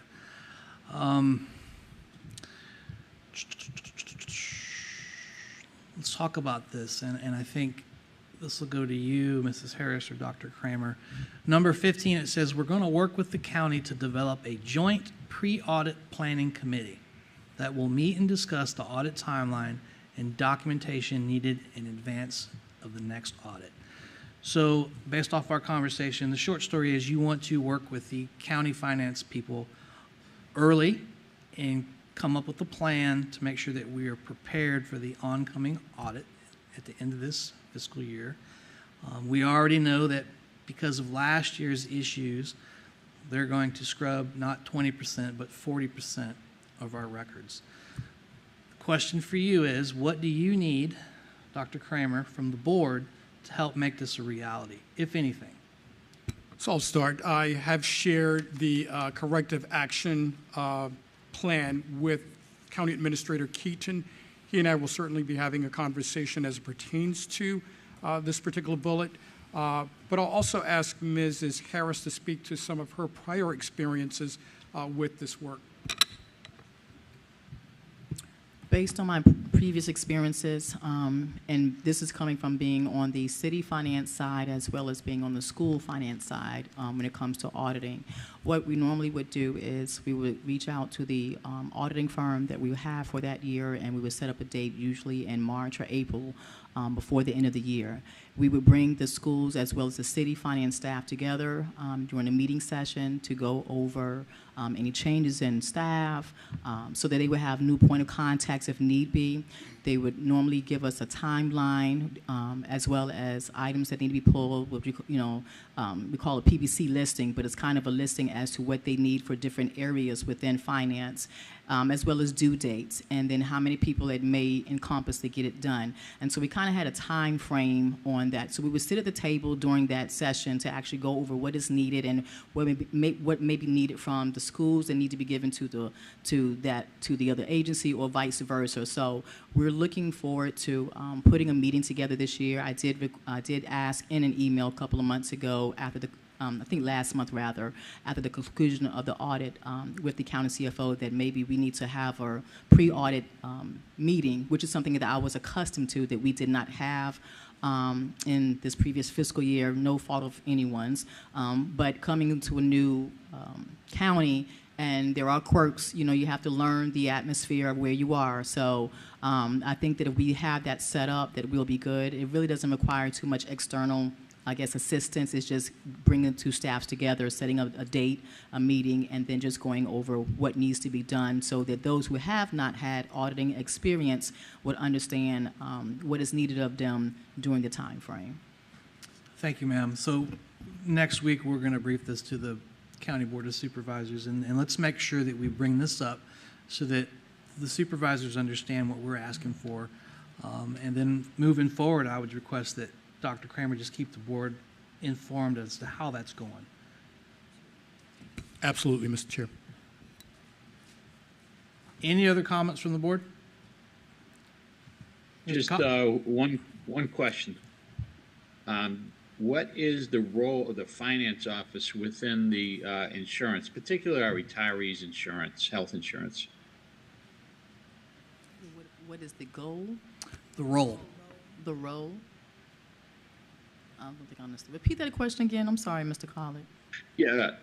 Yes, Ms. Harris. What is your role within the basically the retirees' health insurance? Is it you just cut the checks, or you want to elaborate on that? Or do you have a role? I personally, no, we do have Ms. Carr. Okay. I know we have like the ERIP program. In which that's an incentive that I learned about, in which we have some retirees, I guess, that work with us. And then when it comes to the healthcare, actually, myself as well as Ms. Sullivan, we kind of partner together when it comes to some of the healthcare administration. And so we kind of tag team as we are informed about information, whether from our provider or the consultant. Ms. Harris, I'm sorry, Mrs. Sullivan, is there something you would like to elaborate on as it pertains to that question or not? Sorry. Siri. Is there anything you wanted to elaborate on, or is that sufficient? Okay, thank you. Thank you. Okay, last chance. Anybody wants to add questions? I think we have quite literally beat this dead horse, and I think it was it was much needed. This is important, and it's I think important the last comment I made actually in my prepared remarks is that this is a living document. This is not static, so if there's something that we need to add, we certainly will do that as we work throughout the remainder of this fiscal year. So I think it's important to note that just because something isn't here doesn't mean that we will not pay attention to needs as those needs evolve. So if we identify something that needs to occur that may not have been identified, we will certainly note that and add that to the list. And purposefully, we left draft on here because we wanted to enlist the input of this board before posting this document, and we will post this document as it stands with the additional comments from the board this evening.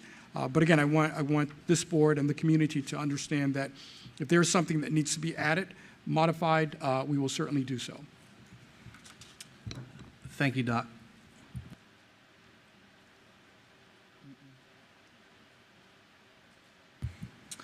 All right, let's take a 10-minute recess and kind of reset here.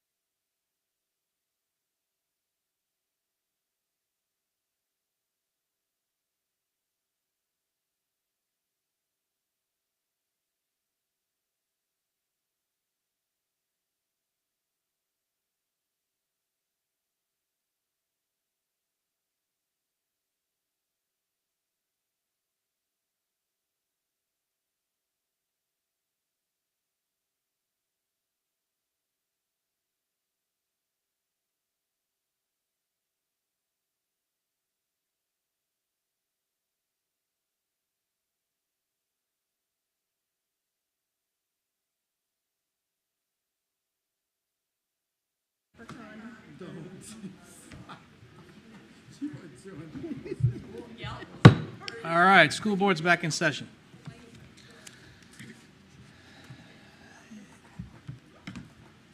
When you find gentlemen are ready, we'll roll into support services update.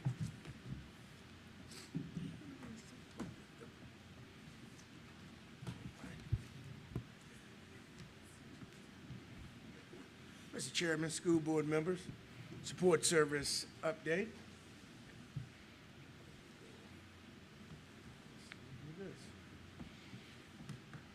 Before you have the facility work orders, this was the all the way up to January 31st. As you can see, it's a total of 205 that was actually created in January, and the total completed this time is 145. So additionally, work orders completed 31. So just overall total open of 311 work orders for the division.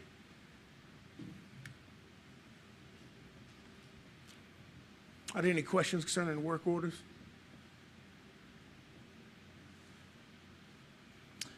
No, sir. Just appreciate the update on this. It's obvious you guys are making progress. There's a lot to do. It is, especially in certain areas. We have lots of questions concerning HVAC, and those questions concerning HVAC just went through the listing of all of the HVAC issues and making sure that we're addressing them, each and every one singularity, because some of the issues that we have with the HVAC systems are warranty issues, and some of the issues are actually breakdowns. Yes, sir. I'm sure the warranty issues take a little bit more time. The warranty issues do take a little bit longer based off the fact of who can actually work on those items. But overall, I want to continue to point out that when you have several HVAC issues of this nature, and I think some of the board members know exactly what I mean, this many HVAC issues, they just didn't start. This was items that have been going on for quite some time, but the company that we have right now is really doing a great job with coming in and taking over and fixing items for us. ABM. ABM. Yes. Call them out. Give them kudos where kudos are due. Absolutely. Thank you, sir. Just wanted to bring to your attention the land lab. Over the break, it was when it was flash flooding, the land lab started to flood the classroom portion of it. We found that after sending some individuals out to survey the area, we found that it was flooding because of the grading in the back of the land lab. So we had to quickly get that regraded, and as you can see, tying all of the downspouts and running it away from the building from the last, I think the land lab is 4 to 5 years right now. I guess the land in the back had ungraded itself, so now it's graded down and it's ready to go. So I just wanted to bring that to the board's attention. That was an emergency work order that we had to do for that class. Is there any damage inside the facility? At this time, there's been no damage reported. All right. Next, just wanted to go over inclement weather procedures, and I have the inclement weather process, and I have the two gentlemen here that's heading up that process. And the inclement weather process is something that's been established for years. A lot of it has been verbal, but as Mr. Collick pointed out earlier today, a set procedure to put in place, a standard operating procedure of what occurs, exactly when it occurs, so that we all are on the same page and everyone understands. And this goes for any inclement weather process. So right there we have the purpose to serve as a school division's guide to accessing inclement weather and any potential hazard. So that's all potential hazards. Now, the mobilization of the team. The team will be initiated by the transportation coordinator, Mr. Fike, and then once activated, team members will be dispatched to their designated locations, and we're going to go into that on the next slide.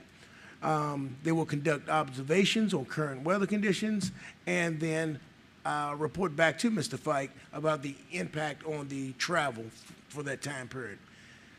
Now, this is probably surprising to a lot of individuals. The members will be notified and activated between 3 a.m. and 3:30 a.m. So a lot of times when there are issues with inclement weather, with snow, different things of that nature, the transportation department and the inclement weather team already have vehicles on ground and on the roads reporting back to Mr. Fike to Mr. Christensen to ensure that we can make a call as early as possible so to keep everyone safe, including staff members safe also.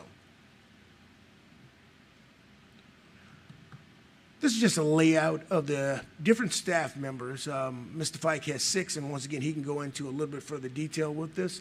And these are the areas that each staff member covers in order to report back to ensure that this particular area of the county is safe. And then, of course, they graded from 1 to 10, clear conditions, a hazard report to extreme dangerous, hazardous, pose major threat. So when the staff member calls back in, they give a 1 to 10 for that particular area and move from there with the process. Once again, if there's any questions concerning the inclement weather process, Mr. Fike and Mr. Christian can definitely answer that for you more in-depthly. Do I have anything? Good to go. Thank you, sir. All right. We'll go right ahead, Mr. Fike. All right, you can see there on the screen, and you have a copy in front of you, the monthly fuel report. I'd be happy to answer any questions you might have with it. Just Mr. Collick, you still with us, correct? I am. Okay, we're just checking. I think we're good, sir. Okay. Appreciate you moving right along. So some kudos to our department. So of course the transportation department is made up of myself and our staff in the office. We handle the logistics and the coordinating of the bus routes and all that sort of stuff. And also on the garage end, we have the fleet services guys. So we wanted to kind of pause and reflect. Just a couple weeks ago, it was a great moment for the fleet services staff. They received an i-sle award. Dr. Kramer, as you can see there in the photograph, Lynn Briggs, they came out to join us right there. We kind of caught them right in the middle of their workday, right in the middle of their work. It was a secret. Nobody knew that they were coming, so everybody was excited there. So you can see Mr. Sullivan, Nash Howe, Mike Edwards, Antonio Cutler, Troy Carr, and James Howe was not present. But you can see definitely it was a big moment for our fleet services staff. Everybody is kind of aware of the circumstances, especially, I filled you in the last time I was here in the fall. Made a lot of progress, and they've really worked their tails off, and it really, really shows. So we wanted to pause and recognize them. Well deserved as well. And also, too, once again, Ms. Briggs did a great job getting this on social media. This is on Facebook. I saw the Smithfield Times. It's been in the newspaper and posted and shared. So another positive moment. So to my understanding, this is the first time we've done an in-house engine install since I think it was 2014. So basically within the last decade, this is the first time that we did it. So you can see the photograph there on the left. The engine's very heavy, of course. This is for one of our propane buses, so carefully lowered it down in, and then they, of course, affixed it to the vehicle. So it was a pretty long process. It was about two and a half weeks worth of work. They started it before Christmas, and then we finished it the first week in January. Mr. Fike, if you don't mind, I'll jump in real quick. I just wanted to make sure I get some kudos here to Mr. Fike and Mr. Sullivan. We talk about what's going on with the mechanics in the garage. They've really taken steps here over the last couple of years to rebuild the culture of those gentlemen. I think it starts with the staff, the fact that they have gotten the staff that they have been sort of asking for a long time. They feel like their voices are being heard. They feel like Mr. Fike and Mr. Sullivan are there to support them. If you go down to that garage, I think you can really feel the energy there. The gentlemen feel like they're really appreciated. They're doing hard work, and so I thank you all for recognizing them, the Smithfield Times for recognizing them, because they don't always get the recognition they deserve. Thank you, sir. Doc? Yeah, thank you, Mr. Chair. And if I can piggyback on your piggyback, Mr. Christensen, if not for the work of our Fleet Services Department, our students wouldn't get to school. Not only not on time, in many cases, they wouldn't get to school. And we have discussed the numerous challenges we have with our older fleet of buses, and you see the extraordinary work that is being conducted by these gentlemen, and I'd like to call their names again: Mr. Sullivan, Mr. James Nash Howell, Mr. Mike Edwards, Mr. Antonio Cutler, Mr. Troy Carr, Mr. James D. Howell, and certainly Mr. Fike. If not for what they did on a daily basis, we would feel the ripple effects of that in our school division. So kudos to these gentlemen for all that they do for our entire school division. We can't say enough about what they do and the difference they're making for the children and for the families in Isle of Wight. Thank you, sir. So we'll kind of segue into a fleet services update here. Then there'll be a personnel update on the next slide. So you recall back in November, I sat here and we described the scenario we were in at that time. We had 11 buses out of service. There were a couple days where we had 0 spares and a couple days where we didn't have enough buses to run back in October, November. So things have improved considerably. So you can see of those 11 buses, 10 of them were repaired. Including the one you just saw a photo of. A lot of them were actually repaired in November. I think within a couple days of this meeting, we had, I think, 2 to 3 buses that came back from manufacturers or an outsourced job, so we got those buses back. The engine install was definitely part of it, and a couple other smaller jobs as well. And once again, just kind of piggyback off the comments and the great job Fleet Services is doing. So they are on track to triple their production from 2 years ago. You may recall last year they had doubled their production. So we're even going to up the game a little bit past that point. That's where the trends currently are. That's all good to hear. Thank you, sir. Thank you. And then on the staffing piece, so you may recall whenever I was back here in November, I kind of listed our concerns or challenges or something to that effect. So personnel is a challenge. Staffing bus drivers and drivers is a challenge for every school division in Virginia. It really is. And Isle of Wight is not alone in that. Even kind of adding complexity to where we were, we lost 2 drivers in December. Fortunately, though, we've had some good subs that have joined us. And you have to understand, too, like when we hire somebody, a couple of the people we've hired are Class A drivers. So they drive like tractor trailer trucks. They actually have to go through the DMV and complete the process to become a Class B driver. Class B is for school buses. They have to take a couple tests. You actually have to get your learner's permit. So of course, it's hard, like schools, they look for substitutes and stuff, and then, you get the person, you get them employed, you put them in the classroom. So with us, it takes a while, I guess, is what I'm saying. Even one of the very individuals that we interviewed the very first of the year, actually, Class A individual, he's a sub, but he's actually running a regular route for us. So we are definitely heading in the right direction. So that just started within the last month, and even later on this month, I'm going to have another route driver joining us. So certainly we're heading in the right direction. Don't get me wrong, we're still interviewing and still actively pursuing candidates.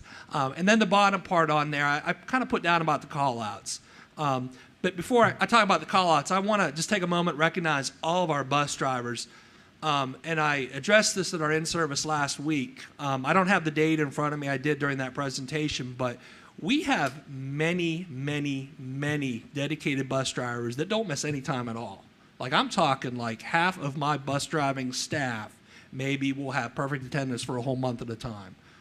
Even up to this point, I think there's about 15-ish that have perfect attendance for the entire school year. So, I mean, that really is quite amazing, to be honest. We have some of the most dedicated people driving for us that you can imagine. We really do. But people get sick. We have a couple people that have been out the whole week sick. So when we do have to provide coverage, the parents get the phone call through Connect and everything like that. If you look at the bottom there, so when we have to cover a route, just so everybody knows, so we definitely attempt to secure a bus driver, right? We want to secure a sub driver. Now, sometimes all of our subs are being used up.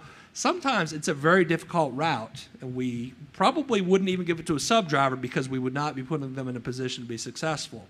So for number 2, we do have a vacancy with one of our Hardy routes, and what we're actually doing with that route, we split the route up, and it's being covered on a daily basis by 3, possibly 4 other buses. So certainly we want to secure a sub if we can. We split the route if it's something that could be done. Some routes are too big to split, so it just kind of depends. And then that dreaded double back that we've all heard about. So that's just wanted to kind of put it out there. That's the last resort. But definitely the double backs for high school, we're keeping them to a minimum. There is one double back that does occur on a regular basis, but those kids get to the high school, middle school around 7:30 every morning. Are they late? Yes. 5-10 minutes. So they are missing instructional time, but we want to when we have to have double backs, we want to very much decrease the impact of it. So we're very strategic in designing these things, our double backs and covering the routes and so forth.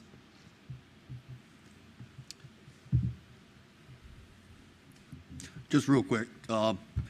First, I'd like to say that I am glad to hear that you've got 10 of the 11 buses up and running. That is great news. Just curiosity, what's the remaining one? What's the issue with it? Yeah, great question. So that is a special education vehicle. It's a bus. It needs a new engine. It's going to be more costly than the engine you saw in the previous slides. We're looking at $29,000. We need it. I mean, we need it, but I mean, we're definitely, we're trying to cover the routes the best we can with what we have. If that's an option to fix, certainly we'll purchase that engine and complete that job. Right. Excuse me. I understand when you lose drivers, that creates problems. You've obviously got to replace them. It does create double backs. How are we looking? Because remember we had this conversation before. How are we looking with on-time pickup and drop-offs? With the buses back in service, has that improved? Oh, yeah, absolutely. Definitely. Even one of the routes up there at Carrollton that we spoke about last time, that's where we put a driver up there to fill that spot. So, yeah, on-time pickup has improved. And like I said, the attendance piece a moment ago, if we have tomorrow morning 0 call-outs, we have everything covered. We have the subs to cover everything to the point where there really shouldn't be any double backs. But even on a typical day, we usually have 1 to 2 people that are sick, call-outs. We've had a few people that had surgeries. They were out for a couple weeks and stuff. But absolutely, from the time I sat here in November, on-time pickup has very much increased. Okay. Thank you. Thank you.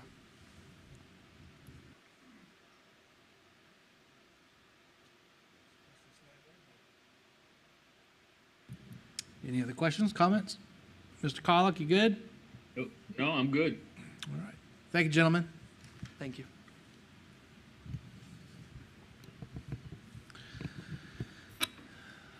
That takes us to 15.4, Standard Solar Update. Dr. Coleman. All right. I'm going to jump right into the Standard Solar Update. Standard Solar is the company that we pay for the solar power, and we're going to get a little bit into that right now so everyone can understand what we have going on in Wight County and just the process of how we pay our bills and how they correlate along with Dominion Power. All right. Solar implemented schools. These are the schools that have solar panels on. Carrollton, Smithfield High School, Smithfield Middle School, of course, Windsor Elementary School, Georgia Tyler, Carsville, Windsor High School, and Windsor Elementary School. Those are the schools that were chosen. The mobilization started, and we're just going to focus on the first line and the final line. The mobilization started 1/25/2021, and of course, the final completion date was 9/4/2021. So as you can see, this was a project that started over 3 years ago, and everything is just finalized and coming online, and now we're actually seeing the proceeds from that, if you want to go proceeds at this time.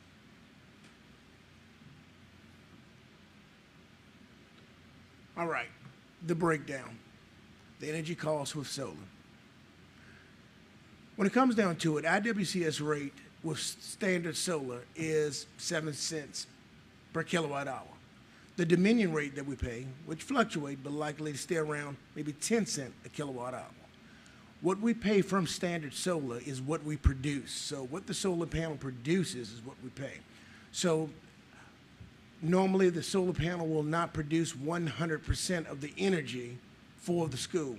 It will only produce maybe 20, 30%, 35% based off of which school. Each school is a little different.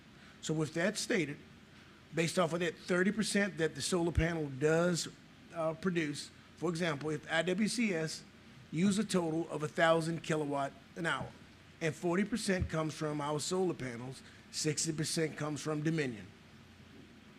IWCS will pay $28.44 to Standard Solar and pay $60 to Dominion. So we still are paying our regular electric bill, but the standard solar, the solar power offsets that bill. That's just power. That's just electric, all of the electric. Just the power. utilities. Yeah, just the power. Are you thinking about HVAC? Nope. Okay, just the power. What about the panels themselves? Are we paying for the panels themselves? Yes, we are paying for the panels and panels also. We are paying for the panels. So does the price we pay every month or every year, whatever the case may be, for the panels themselves, I'm assuming it's on some sort of a lease? It's on a lease. Yes, the individuals, their standard solar still comes out, and they will maintain preventive maintenance and everything on the solar panels. So we save X number amount of dollars per year on electricity. Does the cost of the solar panels themselves offset the difference? Is it a win? Are we in the green at the end of the day? I'm going to have to say, based off of the contract, yes. Based off of what the contract states. Right now, I'm working with our Dominion representative, account representative, and working through all of the numbers, okay? So when you look at the standard solar invoices for the month or for the year, it's 6 of them. When you look at the Dominion account bills, there's like 16, 17. It offsets. They do not talk to each other. So I'm trying to build a template or a platform so they can easily talk to each other so I can answer that question right offhand instead of trying to multiply and subtract and figure out this, all of this add up. So at this time, I'm pulling the bills for Standard Solar and pulling Dominion bills and working with the account representative to show us how much solar power we're getting. I'm getting a lot of information from Standard Solar, but I can't stand here and say, or sit here and say that this is 100% correct. I need to compare it to the Dominion power bills just to ensure, and that's what I'm working through now. And when did we get our final installation complete? We have a final installation on that complete. last slide. And final installation complete was in 9/4/2021. September of 21, so 22, yes, but it did, oh, okay. 23. So we've got over 2 years with everything installed. Right, and it didn't come online. It didn't come online as quickly as like 9/4/2021 is when they were completed, but then it started with the testing, ensuring that all of the units were up and running, and then go from there. I mean, I guess really the ship sailed because they're already installed, but it would be nice to know whether or not at 100%. the end of the day, if we're coming out in the green. Absolutely. Chris, I thought that the solar company put up the cost for the solar panels. I don't think the school division, because I remember working on this project. Absolutely. And I think how it works is that the company is putting up the capital for the entirety of the cost of solar. And the school division is simply buying off of that power. So there is no cost to the school division for the panel. All right. Now, and Pat was here when we were going through this actual motions for that, and I'm going to research that a little bit more in-depthly. We got into it with 2 companies, Segura Solar, if you remember Segura, and Standard was the backing to Segura. So a lot of individuals were confusing Segura Solar with Standard, but I'm definitely going to look into that a little bit more to ensure I that. do remember, and it's not uncommon when you get a project like that done, the solar company that sells that contract sells off the asset to another holding company, and I think that's what happened. But I think the way that it's structured, you all are not paying the capital cost, so there's no cost to the school division. So whatever savings you have is just straight up savings. Now, some school divisions do actually pay for the panels, and in that case, you realize that more, but of course, you're also paying for the panels. But that's a separate project. But I think for your project, there's no capital costs. So the savings is just straight up savings, whatever you save from not having to buy from Dominion. Right. And I'm going to go right ahead, sir. And you're sure 100%?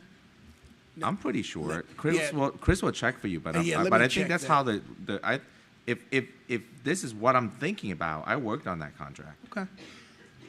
Thanks, Doc. Let me check through the details of it just for 100% completion. Anything else? Good to go. All right. Yeah. That was it. Thanks, Dr. Coleman. All right, 15.5, proposed school calendar. Mrs. Briggs and Mrs. Getz. Where are you going? Oh, okay, you got that one? Okay. Okay. So we recently conducted a survey to gather feedback on a calendar for the 24-25 school year. And let's see. You know, it's always good when you get a high participation rate in things. And I have to say, I think our calendar surveys the past couple years have hit it out of the park with participation. We had over 1,100 people participate in this survey. Yeah, that's pretty good. So you can see the breakdown on the pie chart there. I did also put a table just so you can see the raw data. So the majority of participants in the survey were parents. We still had a significant number of employees and have had almost 100 students and some community members, and then a couple that wish to remain anonymous in their relationship. But we got the results as well. So let's see. All right, so one of the questions we asked on the calendar, because next year, well, excuse me, this year in December, the winter break's a little funny because of when holidays fall. So we put out one proposal, but we also asked them about a second option. And Mr. Marsh, you were right on the money. People wanted that 2-week break, come back on that Monday, January 6th. And you said, I think a lot of the military, that's what they do. So you can see that's the 71% there that supported that. And it's really, you know, like 2/3 to 1/3 who voted on that one, voted in favor of that. So pretty much they want to go longer in December and come back Monday, January 6th. Do you want me to talk about the staff issue? Okay. Okay, I will say, one of the things we did this year that, and we've done it in a previous year, is very popular with our staff, is we gave them a staff work day the day before students returned.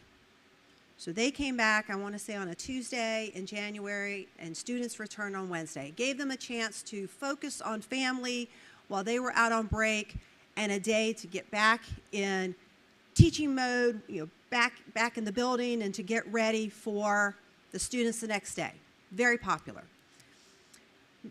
The way the break was falling for this upcoming calendar, we were proposing that they have the work day Friday before they go out on break. Everybody's out Thursday, staff does a virtual work day or in-person work day if they need to be in their classroom, and when they come back. Staff made it known in their responses that they loved having that day at the end of the break. That's when they're focused more on returning versus having one at the front end. At the front end, it's just too far removed from coming back after the holidays. So they want to see a break at the end. Now the dilemma we have, we really don't want to delay students coming back on January 6th, right?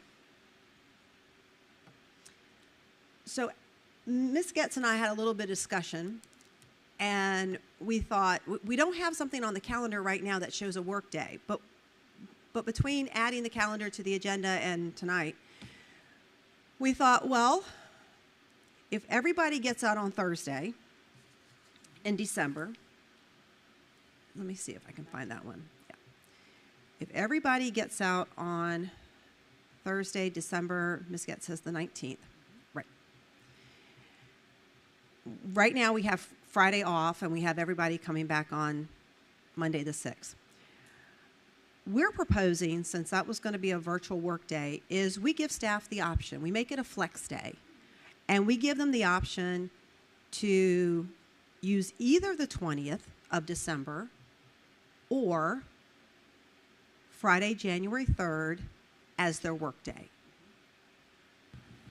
Yes, Mr. Marsh. How does that impact your support staff, central office, facilities, so on and so forth?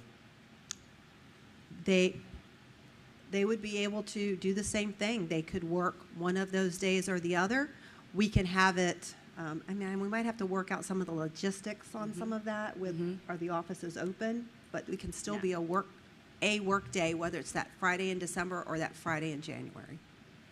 Yeah, and I think we can work it so that if staff would like to come into the schools, that's an option. They can certainly come into the schools. Like some teachers want to get into their classrooms, get things straight, organized, clean up from December. So we can allow that to be an option. Or if a teacher doesn't need that and wants to have a virtual day, that's fine too. But we could give teachers the option. What we did not want to do, quite honestly, is have that work day on January the 6th. We felt that after being out, and we've received feedback on this, it wasn't just our feelings, it was the thoughts of parents. After being out for 2 weeks, parents are ready, let's get back to the schedule. And so we felt like January 6th would probably not be a good look to have that as a work day, but let's go ahead and bring students and staff back on January 6th, but allow for either December 20th or January 3rd, knowing that that's going to be, one of those could be a work day. You choose which works best for you. Bottom line, you want everybody back in the school on the 6th. Yes, sir. Yes. Start off with a full week. Yes, sir. I think so. Mr. Chair? Yes, sir. What is the proposed last day of school or the first day of Christmas break for the students? The 20th, December 20th would be the first day for students. Okay. Okay. Okay. So it's informational tonight. A vote would take place in March, hopefully, so that gives you a little more time to digest everything. Yeah, and we'll have a little time. I'm sure some people will come up here and speak next month and perhaps think of something that hadn't been thought of. I'm quite sure. And Mr. Chair? Yes, sir. Yeah, Ms. Briggs, if you can just take a look at the color-coded boxes and make sure they correlate to the text in the middle. There are some that don't correlate. Yes, sir. I will definitely do that. Thank you. And if there are any corrections, I'll make sure it's corrected before the March meeting. Perfect.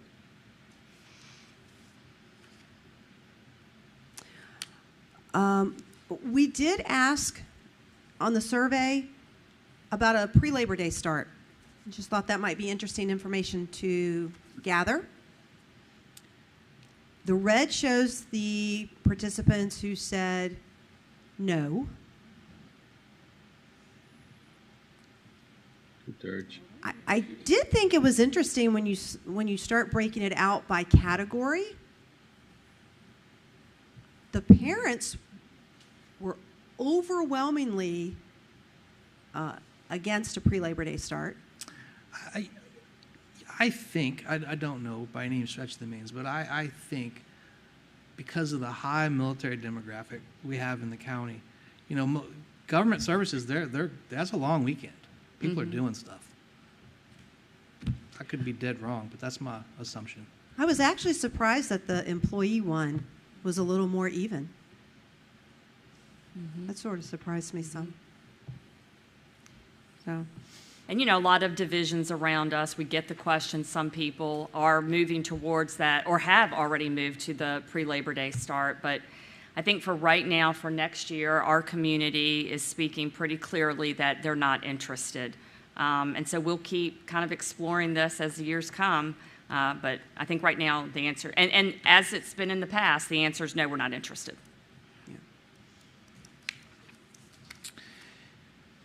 Kind of sort of related, just for my own curiosity's sake, when we shut down and had virtual days for the bridge closure, Any feedback? Positive, negative? Was it productive, non-productive?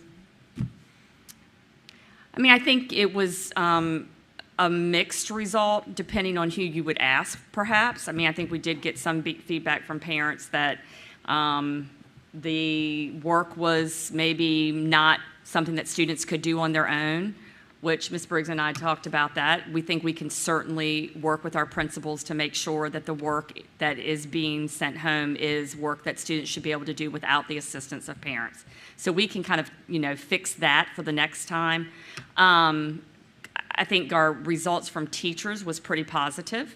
But again, that was our first time really trying it. So if there were some kinks, I think we can prepare better and have some things in place for the next time. I know personally, my student had work to do and was able to complete the work and get it turned in. And so when you turn the work in, it counts as a day of attendance. And so I think that part was successful. That plan, it worked. It says on the bottom our student days are 170. What's the minimum? Go ahead. Oh, and I do have a correction. It's actually 169, and I apologize for that. I just caught that this afternoon. We are required to have 180 days or 990 clock hours of instruction. So with this calendar, with the calendar being presented, our elementary schools would have 1,075 hours of instruction. So well over the 990. And high school, middle schools even exceed that. They're at 1,093. So there's contingency built in for a snow day or something that might come up. Absolutely. Got it. Yes. And worst case scenario, if you exceed that, you make up days. That's right. If there is an extreme weather related case. Yes, sir.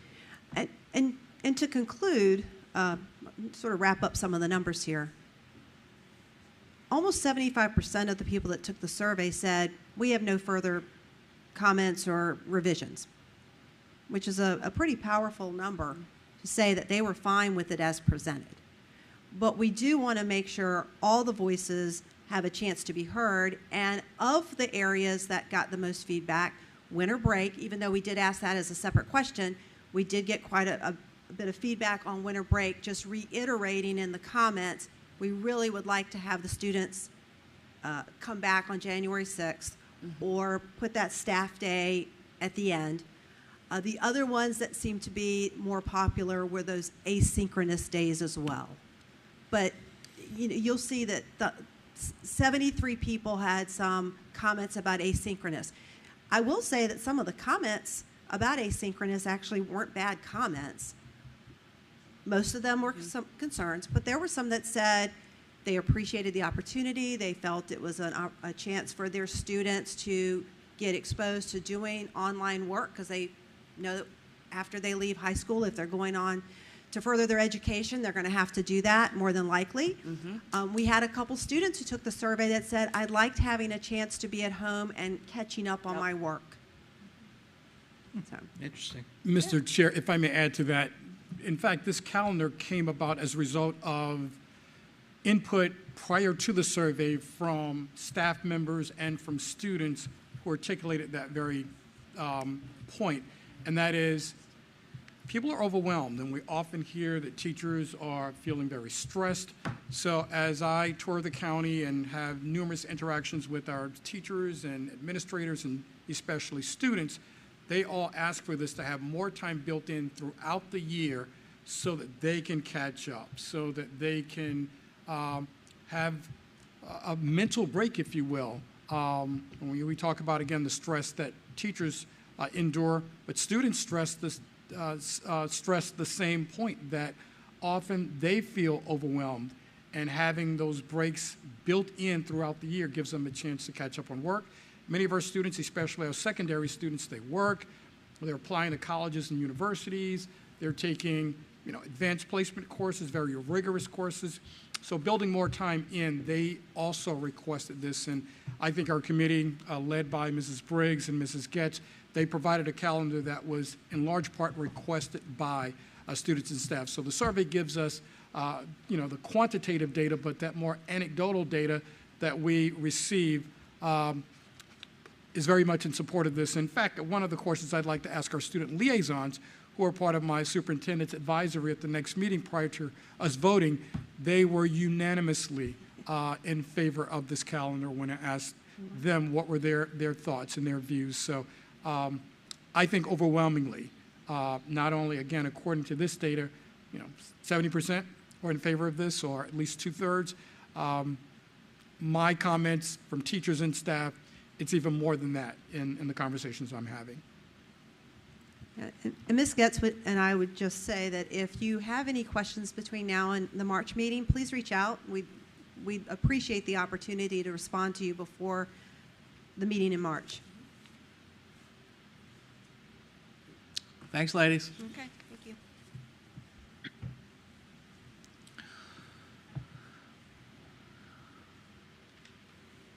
All right. Ms. Mangler. Good evening. I hope that's on. Tonight you guys have in front of you the draft proposal for our ESY program this summer. We will be primarily running program through July, along with summer school, same dates and times for the most part. We project about 20 students and hope to have at least 6 teachers and 6 IAs to run the program. Do you guys have any questions that I could help answer? Okay. Any major headhunters? Anything you're concerned about? No, we enjoy ESY. Good. It's honestly one of the only times that I actually, get to teach again. So I'm sure all the background noise goes away. and we get to play with the kids and hang out, and all my coordinators are there, and so we do enjoy it. Good. Thank you, ma'am. All right, thank you. And 15-7 summer school plan. Ms. Cooprider. Good evening. I have also brought along Stacy Rogers. She is my partner with summer school, so I cannot do this work without her, so we're a team. This is our summer school proposal, very similar to what Mrs. Magner had just described. The hours are slightly different. They have a shorter day than we do. And other than that, do you have any questions? Members of the board? Mr. Collick? No questions. Okay. Same question for you. Any big headhunters? Any concerns moving forward? No. Good. And we actually have quite a few people. So staffing is always a concern, but we have quite a few teachers that are already interested already. Good. Yeah, we're excited. Good. Thanks, ladies. Thank you. Dr. Kramer. Yes, sir, and I will run through this. So we'll start with our i-sle Award presentations, and thank you, Mr. Cooprider, Mr. Elliott. Top left, the Inspire Award went to Ms. Tara Williams, who is the district manager for Peanut Soil and Water Conservation District. So thank you. That was actually at the Agricultural Land Lab, and she does so much for our students and staff throughout the division, but especially there. Top right, again, we talked about these gentlemen earlier, the IWCS Fleet Services Department. It was such a great opportunity to be there to let them know how much we appreciate all that they do. Bottom left, the Empower Award was presented to the Smithfield Rotary Club and to Mr. Joseph Johnson for all that they do. And bottom right, the LEAD Award was presented to Christina Brooks and the Hampton Roads Workforce Council, and they do tremendous work and contribute so much to our school division and especially our CTE programs. And a special thank you to Mrs. Brooks and the Hampton Roads Workforce Council. Next, the Employee Advisory Committee. Again, when I have these discussions, we ask about things like the budget and things like the calendar. So when I share with you, I have people providing immediate feedback. These are some of the groups who are doing that work. So last week I met with members of the Superintendent's Employee Advisory Council. And the Employee Advisory Council is composed of one representative from each school, department, and content area. The council meets to discuss ways to improve our school division, for example, again, in the areas of recruitment and retention, staff mental health and well-being, our calendar, and our budget. So I'm able to provide to you authentic and direct information from our families and our employees in this case, who share with me their views. So thank you to those wonderful people for meeting with me last week. Next, the leadership meeting, and we call it leadership meeting because it's no longer just our principals. We now include our assistant principals and central office colleagues in this work. And last week we met at Hardy Elementary School, hosted us for, again, our principals, assistant principals, and central office colleagues. And it was a wonderful opportunity to learn with one another, from one another. And at each one of these visits, we go into classrooms and see the great work that is occurring at each of our schools. So we can tell you without question, wonderful things are occurring in all of our schools. And last month, again, it was Hardy's opportunity to host us. And you see some of the photos there from us visiting classrooms and visiting teachers and students and being able to provide some authentic feedback to them. And last, our professional development occurred on February 1st, and our county held over 40 sessions for professional development for staff. The sessions were led by our teachers, some of our administrators as well, and topics were based on a survey of teachers' requests. And all schools attended the sessions that day, and it was held at Smithfield High School and Smithfield Middle School. And these are just some of the wonderful things occurring in our school division. Thank you, Mr. Chair. That concludes my superintendent's update. Thanks, Doc. Any comments from the board? Very good update. All right, moving on here. 18.1, consent agenda. 17.1.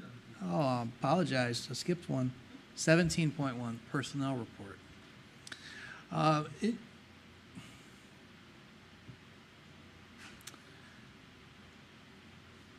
Mr. Vice Chair. Oh, man. What have you done? We can do it. I'll make the motion. It's all right. You want to make it? All right. I move to approve the personnel report as presented, a copy of which can be obtained from the school board clerk. Second. A motion and a second. Any discussion? And Mr. Collick, if I may, I think since you weren't able to dial in during the closed session, it might be most appropriate if you abstain from this, sir. What say you? Exactly. Roger. Okay. Pending any other comments, take a vote, please.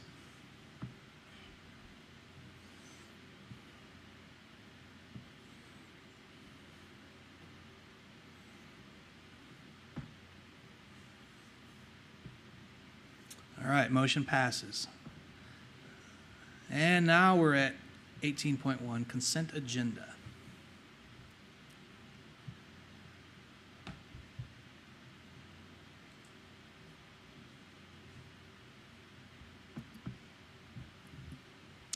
Mr. Chair, I move to approve the consent agenda as attached and presented. Second. We have a motion and a second. Any discussion? Pending none. Madam Clerk, will you take a vote, please?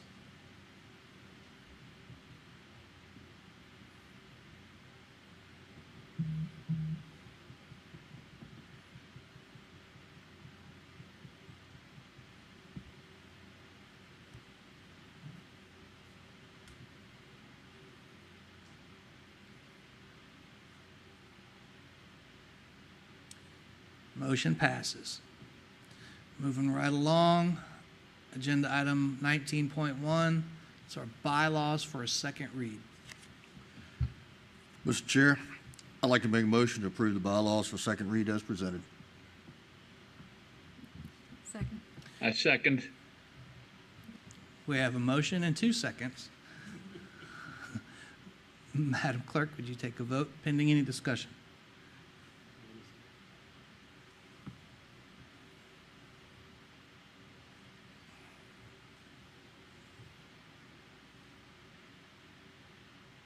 Motion passes. Moving right along, it's informational, item 19.2, policies for first read.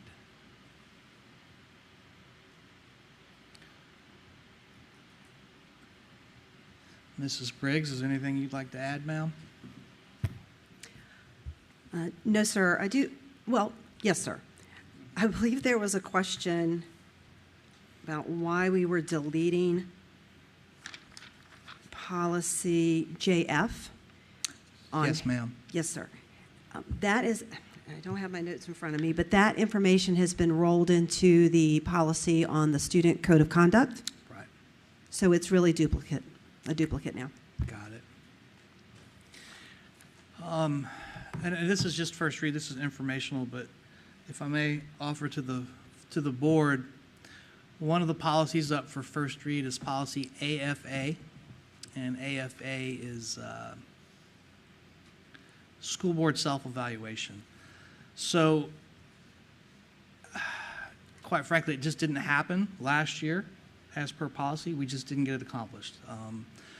When this was put up on the agenda last week, Friday, I pulled it up, did a little homework. The first thing I'll point out is, according to our bylaws, it sets one date that contradicts the date to the policy. So at a bare minimum, we need to adjust either the bylaws or the policy to make sure that they're aligned.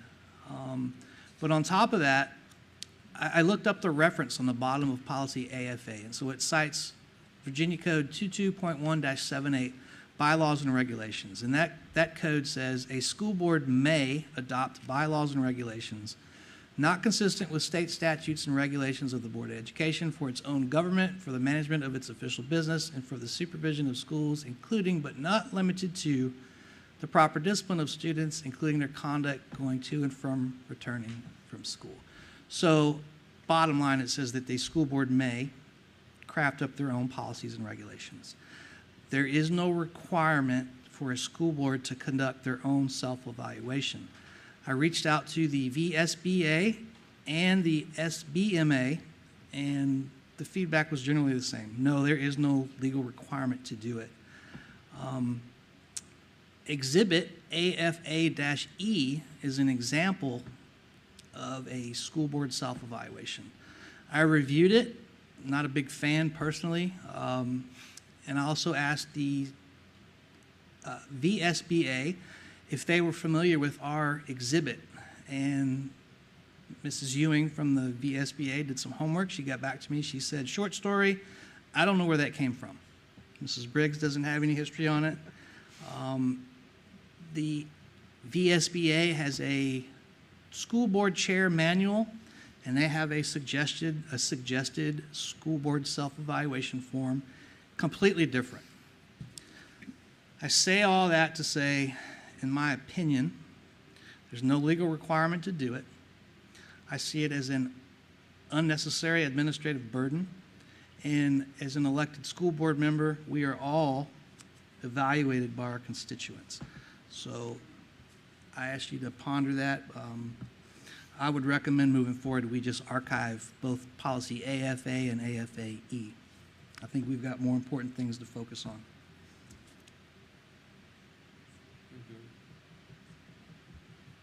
Mr. Cunningham concurs. I'm getting some nods up here. What do you say, Mr. Collick? I would definitely concur with that. Ms. Perkins? All right, that sounds like we've got nods across the board. Do we need to make a motion to archive it? What would be the appropriate step here? I would recommend that we bring it back in March as a separate item with the motion to archive the current policy and current exhibit. Okay. Madam Clerk, can we make sure that's on the agenda as discussed? Excellent. Okay. Pending any other discussion about policies for first read? Nope. Okay, let's move right along. Let's do 20.1, regulations and exhibits.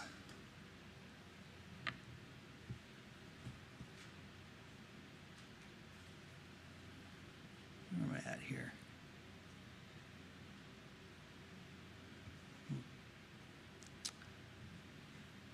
Yeah, and we've got our bylaws for second. No, it's not acting right.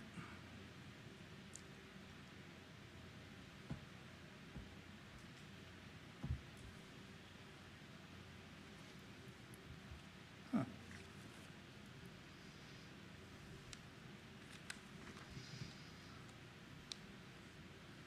Well, my computer's having Chair a fit. Marsh, I have 20.1 regulations and exhibits. Yeah, my computer's having a fit.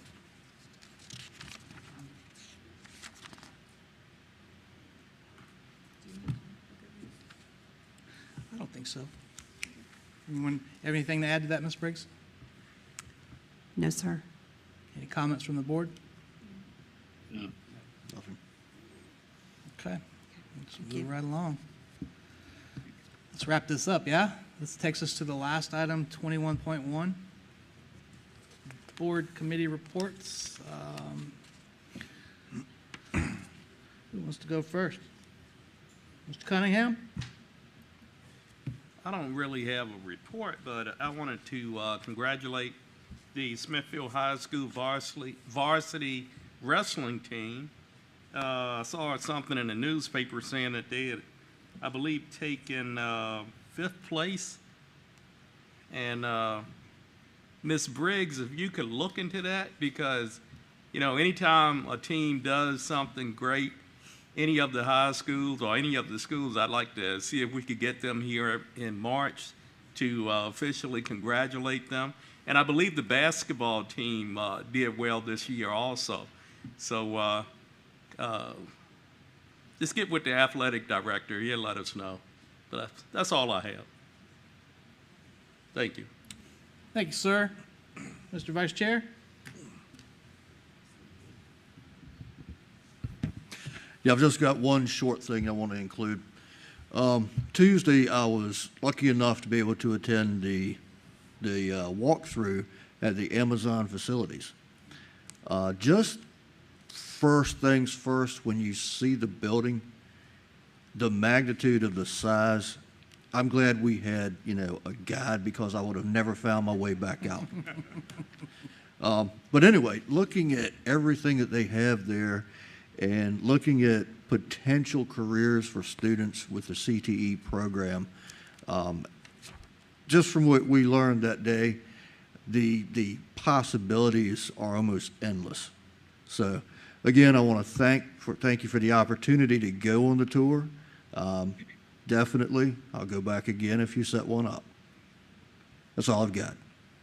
Thank you, sir. Mrs. Perkins? Good to go. Mr. Collick, what do you got, sir? Sir, so earlier in the month, I attended the CSEP and the Governor's School for the Arts meetings. They were very informative, very interesting. Over the past couple of days, I was a chaperone for the Windsor Elementary Beta Club.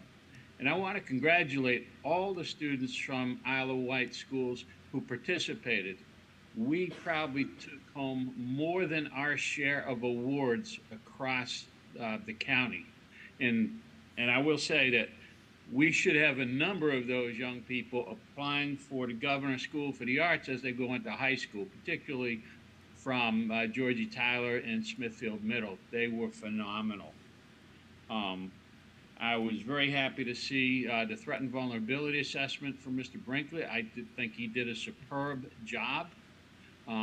Probably have a few more admin things to do with it, but I think that came across very, very well. And then just for anybody watching and staff members, you know, I still have a number of emails that I've been going through.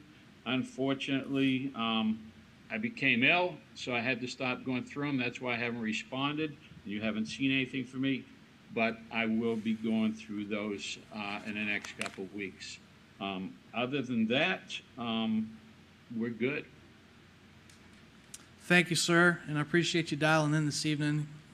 Even though you're under the weather, we appreciate you making that happen. Mr. Chair, if I may? Yes, sir. Just want to shout out and thank Board Member Perkins for joining Mr. Colick and joining me as well at CSEP and the Governor's School of the Arts meeting. So I want to give you some kudos for joining us as well. Thank you. Enjoyed it.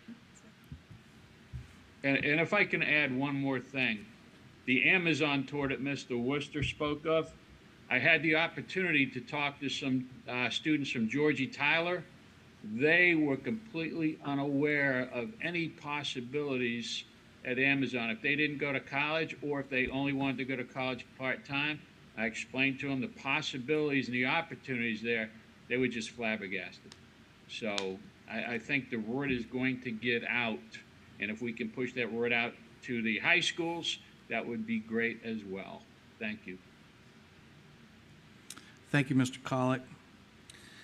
Let's see, I'll wrap this up. On the 29th of January, I took an early day from work. I met Dr. Coleman and Coach Doolin, athletic director of Smithfield High, to tour their athletics facilities. So to my fellow board members, if you haven't, and I think most of you have been, it's certainly worth the visit to go see the current state of affairs over there. Certainly have some needs, not wants. There are some needs that we need, and that will most definitely fold into our forthcoming budget discussions. And in conversation with Dr. Kramer this afternoon, we can all expect that to be coming real soon. We'll be reaching out and probably call a special meeting here in the next week or two. We got a lot of work to do. That's the short story. So, anything else? Yes, sir. Almost forgot, which is bad. But I'm sure all of us want to thank Windsor High School, Smithfield Middle School, Westside Elementary, and Georgia Tyler Middle School for the gifts. Yes, sir. Thank you. Shame on us for not saying that. Yes. Thank you. Thank you. And I will wear the T-shirt and use the cups and everything. Oh, they will get well used by me. That's all I have. Thank you, Mr. sir. Chair. All right. I guess we'll call that good. We're adjourned.